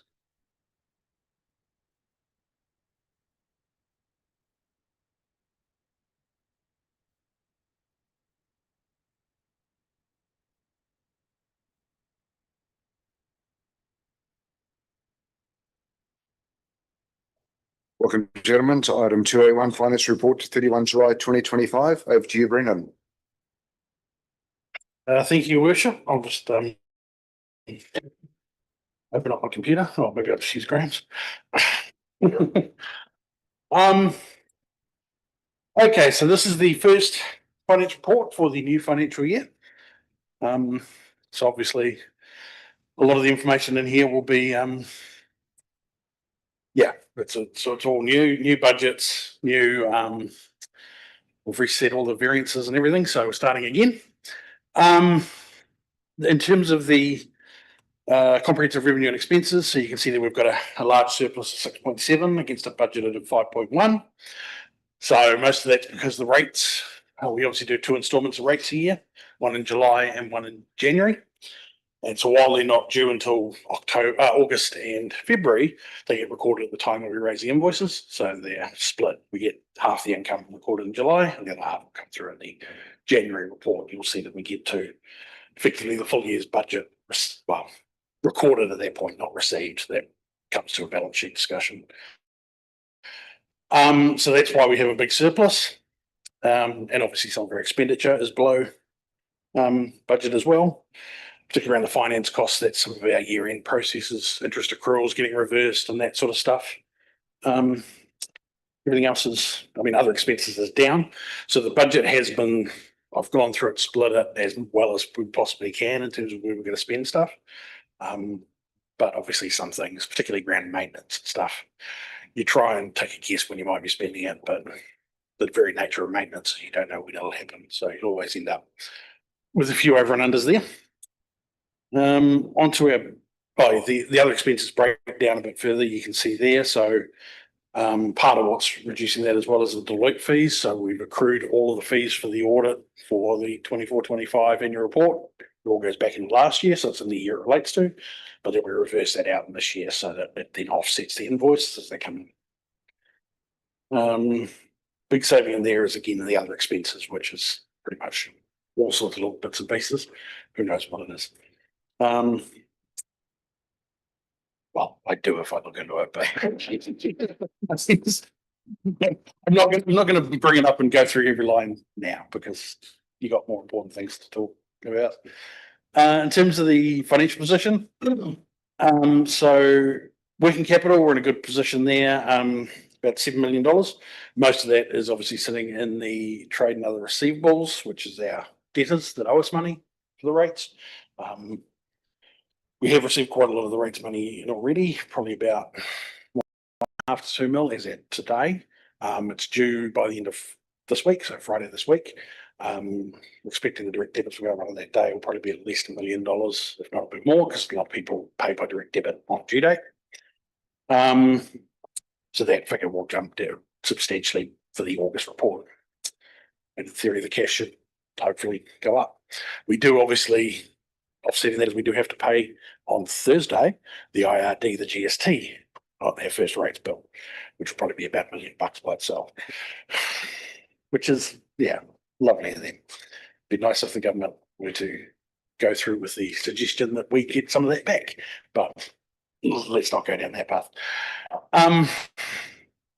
In terms of, as I said there, at this point, we haven't finished the revaluation of the rating assets. So we actually sent our report off to Aon, who's doing our peer review, yesterday afternoon, and they actually just responded 45 minutes ago saying what their timeframes are. So they're hoping to get it to us. We'll just set middle of next week.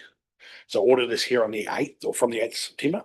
So we should hopefully, if they agree to that timeframe, have it all back in time for when it gets here. The impacts of that aren't looking too bad at this point, but I'll report to that on that to risk and assurance in September once we finalise things. I don't want to go too much now in case there's any errors that we haven't picked up, but there's been a lot of work gone into it to check it before it's gone to Aon. So we're pretty confident it's what's there, but you never know. And also some of the other things that we have to do as part of our year-end processes haven't been done yet, which is around the revaluation of our assets. So the airport and CoLab, we need their annual reports to be able to do that revaluation. So some of those figures haven't been reflected here either at this point. And in terms of the cost of service statement, so we're under budget there in terms of operating revenue. Most of that around those general sources and a little bit of the targeted rates. So the general sources relates to staff time. So that's basically work keeps trying to remember, I don't know why. So the other general sources is staff time. So that's down a bit due to the timing of some of the projects. So obviously the first month of the year, there's a lot of stuff that's not necessarily chargeable because the big projects, particularly in the roading area, will come in as we get more towards the summer. And then the targeted rates being down is due to water invoicing. So obviously the rural water schemes don't get invoiced in November, and the next town one is September. So that's possibly being reflected in the budget, the year-to-date budget, but not the actual income at this point, or the actuals at this point. The expenditures under budget, so again, that's spread across sort of all the activities. Comes back to that discussion about other expenses. It's the first couple of months are always sort of a bit up in the air as things sort through from last year. Capital wise, we're actually over budget by 269,000 at the moment, but a lot of that is to do with work in progress. It's carried over.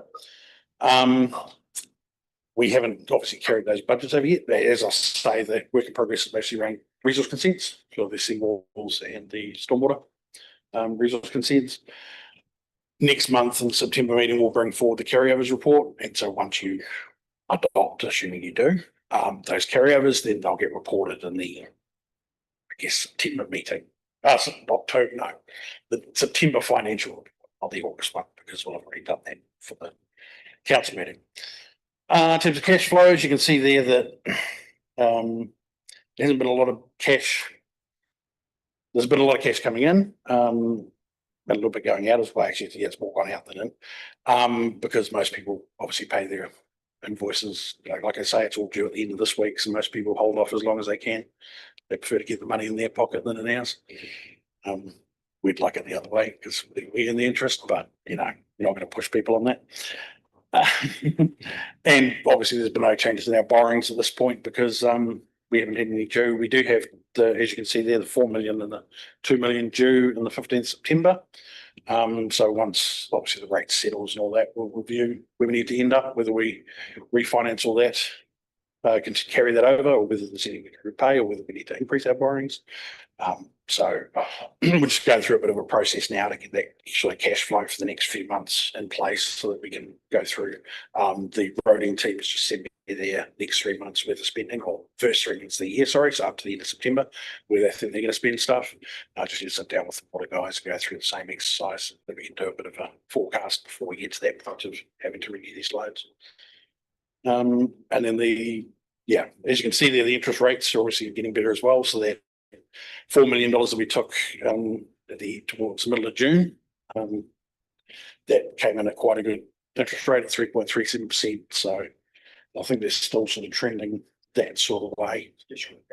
Yeah, particularly with the OCR cuts again. We've seen since the OCR cut a release from LGFA, but I wouldn't be surprised if they dropped it again. So yeah, any questions? Thank you, Brett. Yeah, as you said, it's the first one up. So not too much, first one of the year, so not too much to go on. Be interested to see what those interest rates go down to. Councillor Jeffries. Yeah, you're right. Yeah, I was going to make the same point, Your Worship, but through you, Brendan, the roading reval. Yep, I assume that the figures that have gone through to Aon, they would include. Are they from RAM? Yes. Yes. So the condition assessment of the individual roads forms part of the reval, or? I believe so. Yeah, to an extent. Yeah. I'm not entirely sure on that. Emma would be the one to ask. Yeah, it's probably not a good example, but I'm just saying if we looked at Nutanui Road, for example, that's deteriorated something terrible. So it's certainly not worth as much now as it was 12 months ago. But bearing in mind that it's going to be renewed anyway. Yeah. But I just wondered how far down the track you go with those assessments. That was all. Yeah, I believe it does take them into account in some way. I'm not sure. I don't understand brand well enough to know what exactly it does. Okay. Yeah. Just remind me again, I'm sure I know this, but the amount of investments we've got there, 7 million, just remind, what are they for again? So the bulk of that is the airport. That's right. So the airport, I believe, is about 4.6, 4.7 of that off the top of my head. Yep. Collab's probably the next one. Yep. Balance is a tiny little one. Civic Financial will be another decent size. Yeah, okay, no, that's cool. No, thanks for that. And the other one I had was, is it possible, I see you've got reserve funds down here of 3 million, 3.1 million. Yep. Is it possible to get a schedule of those? Seem to see what makes up the in the balance. Yeah. Yes, yeah, we could probably send something out with that in it. That'd be great. Yep. Thank you. That's all I had. Thanks, Your Worship. Thank you. Any further questions? Yes, Councillor Bell. Oh, just on page 349, like the borrowings, it's like 12.5 mil. Yep. Well, hey, look, can we just run my head back over that, of that sort? Yep, so that's external borrowing, so that's money we borrowed from the LGFA. With the exception of the 447,000 and whatever dollars. That 447 is money that we borrowed from Housing New Zealand back in the day, back in 2026, 27, I think it was. Sorry, 2006, 2007. There were 20-year loans, and that was to do up some of the housing, the social housing that we have. That has a 20-year loan on those suspensory loans. So long as we still own those assets at the end of the 20 years, we don't have to repay that debt. No, that's written off. And it's a zero interest loan as well. So that's the 447. The other 12, so that's the debt that we talk about later on in the debt profile. So that's taken from a cash flow point of view. So we just borrow money as we need it to make sure we've got cash, and then we repay it, obviously, additional cash in hand. So it's not tied to anything in particular. It's not like the Kiwi House. No, not particularly. No, when we did the Kiwi House loan back in 2020, we actually had sufficient cash in hand to do it from cash at that time. I guess in a roundabout way, you could argue that it is tied because we had to borrow at some point in the future because we didn't have that cash anymore. So it's kind of in a rough way, an overdraft. Yeah, effectively, yeah. And that's why it's short term as well, so we can repay and cut down our interest costs by repaying it, then drawing it down later again if we need to. Yeah, it's a much larger scale. Thank you. And I guess just one other thing that Graham just reminded me of. So at the September meeting, we'll also be bringing the annual report for adoption, assuming everything goes right with the audit. The reason we're doing that obviously is with the election, that changes our time frame slightly. So we have till under the legislation till the 31st of October to adopt. Because we will be having a new mayor, and the mayor is one that signs off on the document. We're trying to get it into the last meeting before the election. We'll see how the audit goes. I'm not expecting there to be any issues, assuming the valuation goes all right. The day before, we do have risk insurance, and the report will go to them as well. So they will have a chance to look over it the day before the meeting, which unfortunately means there won't be the report. We'll have to say that I'll provide a verbal update of what happened to risk insurance. But that's the intention at this point. So hopefully we can get it adopted, then banks can sign, because if we don't get it done before the election, and then the new mayor has to sign it, there's potential things we have to deal with there because they weren't actually the mayor while the whole year happened. Thankfully, I guess we had the situation that we're on the council, whoever it is. So we're kind of lucky in that respect, I guess. But yeah. But that's it. Just got to hope I sign it, Brendan. Yeah. Well, true. I could bring it to you in September. You could all say, no, we're not going to sign it. That's awesome. Hey, thank you so much for the report.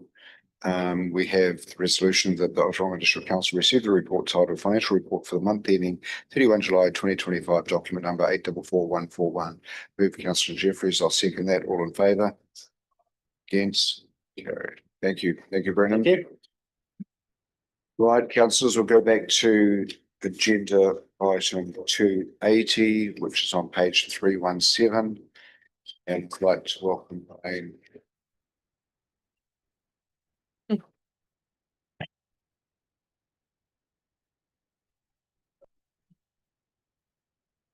And Jackie, thank you. Kia ora, panel.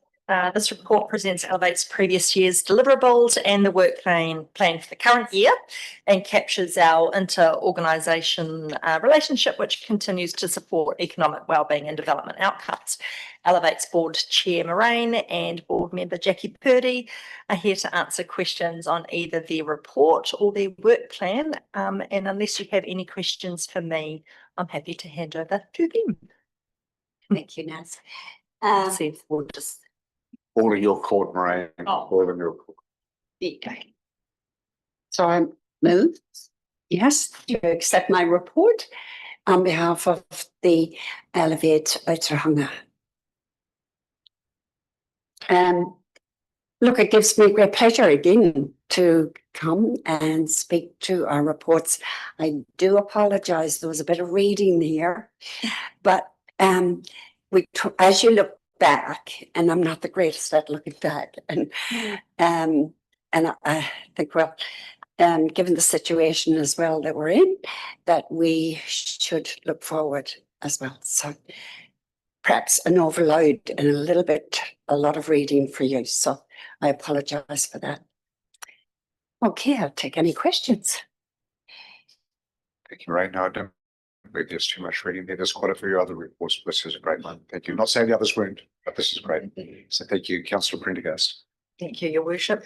Not really a question, right? Just a compliment. It was a great report and there's so much going on and so much positivity. So thank you very much. Well, thanks, Kathy. Yes, we really do strive to, make our time worthy, and there's a huge commitment from every single one of our board members, committing time and volunteering to step up and do the mahi. So yeah, And it appears through the report that there is increasing engagement from the community all the time. yes, that's kind of slid back a little bit, to be quite honest, because we had difficulties. We had change of personnel, and there was a gap there for a period, really probably February, March, when we had a long-term employee leave us. And pretty much we thought, oh my gosh, what do we do to keep our doors open? So very fortunate again is our secretary, Monica, took over for probably 8 weeks in our side to keep the doors open and provide great service. So we got through that stumbling block until we recruited our new staff. Thank you. The new premises working out. Fantastic, really fantastic. We're it's very central, and there's no doubt about it. The visitors numbers and this just community knows where we are. They actually can say the name Elevate now, and they're just labeling us as Elevate. So it's great. It's helped the branding, and we're very central. So without a doubt, the signage has helped as well. So, yeah. Councillors, any further questions? Councillor Jeffries. Yeah, I had one on page 325, Your Worship, under the Youth and Business Group. I'm intrigued that you have a career program for speed dating. Career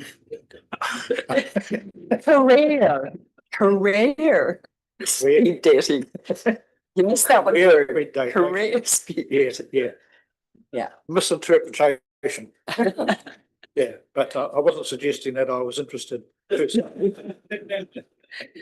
Yeah, but no, congratulations on a very full and comprehensive report. So well done. And could I just perhaps mention, were you going to mention the fact that Michelle's moving on? Yes. Okay. So yeah, Michelle Hollins has moved on as of this week, actually. And we congratulate her. She's accepted CEO as Hockey New Zealand. So we're just so pleased for her. Yes. But at the same time, she leaves us with a gap. So going on from that, Kit, we're exploring some options to fill some parts of her role. And we should know something in about a few weeks' time. Right. I know she's been very, very useful to us on the housing group. So absolutely, yes. That's a big item that's on our list for somebody to pick up. Yeah, great. Yeah. Thank you for that. And security as well. Thank you, Kit. Okay, in the absence of further questions, we have the resolution that Ōtorohanga District Council received elevates 12-month report for 1 July 2024 to 30th June 2025 and work plan for 25-26, which is also very comprehensive. So I'd like to move on a second for that, please. Move Councillor Dow, second Councillor Christensen, all in favour? Against? Carried. Thank you. Thank you. And good luck with the next year. Okay, thank you very much. Okay, thanks, Matt. Oh, just, okay, sorry. Back to my thank you, sir. Yes, for your absolute support and continuing. Councillors, elected members, Mayor Max, and senior staff members have been amazing help right through out the year and just very, very consistent. So we've got a great relationship and hope it will continue. Thank you. Okay.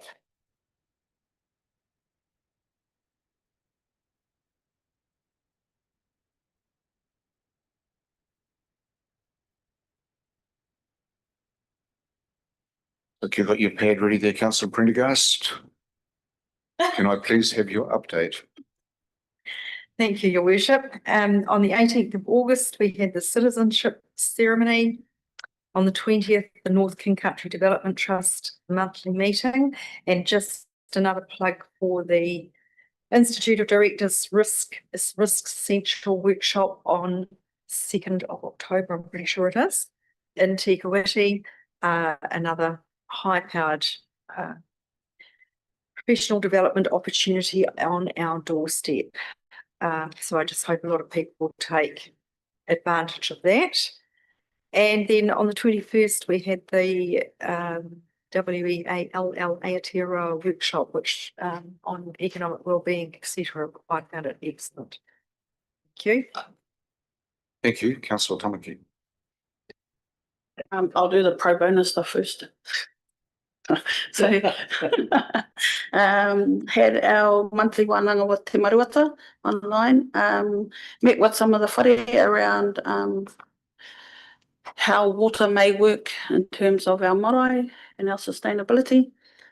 Did some civics training with Tauri Kura in Hamilton, attended a wānanga at Waikato University to help strengthen STEM. So STEM is a program that runs through Ōtorohanga through to Te Kuiti around science, technology, engineering and mathematics within our kura and to build better pathways. Had an extraordinary hui here, had our CE review. Had a hui with candidates that are looking at sitting in some of the governance positions, whether they be boards, whether they be local government, whether they be iwi entities, all sorts, just some general kōrero around there. Attended a wānanga on how we can better facilitate some transport and shared services to get our tauira to STEM at Waikato University.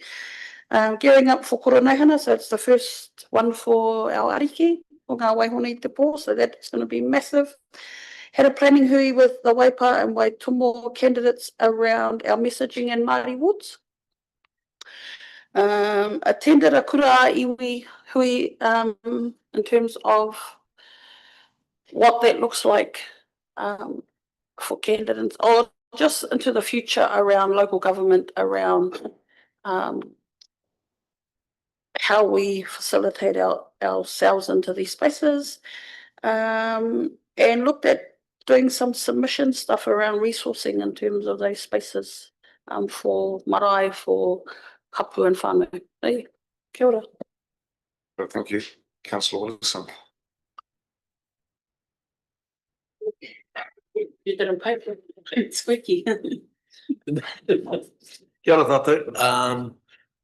Working alongside Mark and the team with the Seawall at Kawhia, Te Marae, and part of the organisation for the Koronana, especially with reference to our councillors and staff that may be attending.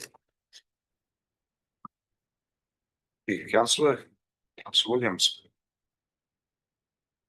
Thank you. Along with others, the citizenship, they are extraordinary for the WSDP and the CE review. Yeah, I thought the we all were good to know how it was pronounced for a start. I was thinking that it was a we A11 or 2 or yeah. That yeah, a fresh look at economic narratives and the enthusiasm shown by our staff and their enthusiasm with the synergy with our economic wellbeing strategy was, yeah, it's really good to see. Inspiring. Thank you. Councillor Christensen. Pretty much the same. CE review, extraordinary meeting in the economic workshop.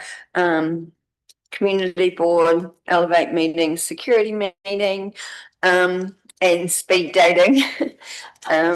Which, yeah, I just wanna like say one big thank you to the businesses that participated, but also to the year 9 students. They were actually like, and they were last year too. I would say 98% of them were really engaged and asking for information. Yeah, it was heartwarming. Cool. Councillor Dale. Yeah, well, same. I've been to the extraordinary emergency thing, and we all had Aotearoa. Apart from that, been a lot of business things. I've been down in Wellington for livestock transport safety council meetings, things like that. I stayed in the same hotel that we stayed in. The fire alarm didn't go off. Actually, got the same room. It was like this. But anyway, no, but yeah, just that's about it, really. Cheers. Thank you, Councillor Jeffries. Yes, Your Worship, yeah, pretty quiet month. KCB meeting on the 7th of August. Then we had the workshop briefing on the 12th here. I attended the annual general meeting of the Kāwhia Fire Brigade on the 16th. That was very well attended. And then on the 19th of August, we had a meeting with the board of Tainui Kāwhia at Deloitte's in Hamilton, and I thought that was a very positive meeting and quite fruitful in lots of ways. And I guess at some stage we'll be able to come back to you guys with some sort of a briefing or a report on that. The only other thing I had to add is that I'm going to be away, so I'm looking for a leave of absence from here through to about the 17th of September. I won't be here. So, yeah, so I'm just letting you know. Okay. Thank you, Councillor. You'll be sadly missed. Pardon? You'll be sadly missed. I'm sorry, could you repeat that? I can't believe what I'm hearing. Thank you. Tanya, over to you for the resolution register.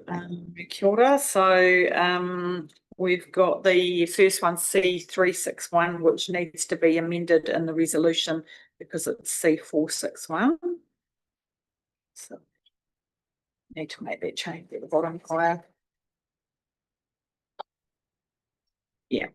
There was schoolhouse, so we're just asking for parts A, C and B to be removed, but part B stay on there. Tinihini Hinui, C376, Tinihini Hinui joint management agreement draft schedules. We haven't had the code governance meeting yet. Keeps getting pushed out and out and out. Is it Wednesday? Okay. So we're suggesting that remains on the agenda. And then all the next ones to be removed. So bylaw reviews, approval of Waikato Waters and Corporation document, I won't read all the numbers out, temporary road closures, reserve strategy, management plan, Aotea, Kāwhia, better playing places together, adoption of the library strategy, submission to MHUD, going for housing growth, adoption of the updated procurement policy, and water services delivery plan adoption, which also needs to be added to the resolution. That one's, please, that all of those be removed. Go straight. Tanya, do we? Sorry.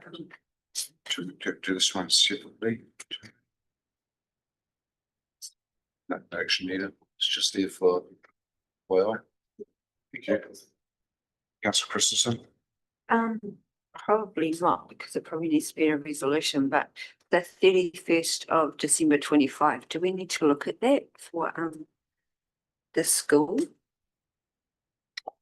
Because that will be on the condition that the tree's gone and the plan has come into council and we've had that pre-meeting. So that's interesting because the report today said the 31st of July 2026 for the removal.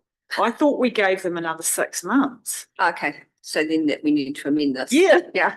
Good. Okay, good. Yeah. I literally read that because when Rodney asked about, should we extend it the out. time That's a wee right, bit, yeah, I yeah. deliberately went and looked for the date. Yeah, yeah. And it said July, so this is actually Correct. Okay, cool. So we need to Yeah, fix that's, this. that's enough time, and then we can bring it back to council and you can decide whether we need to give them more time. Yeah. I think they'd prefer to get it done this summer. Yeah. So, yeah. Tanya, can you just read out that resolution? You made a couple of amendments to it from what I've got. So it's the Ōtorohanga District Council confirm the removal of resolutions C 361, parts A, C and D, C 398, 404, 410, 411, 412, 413, 414, 415 and 421. Thank you. Right? I'll move that. Second by councillor Tamaki. All in favour? What? Against? Carried. Thank you, Tanya.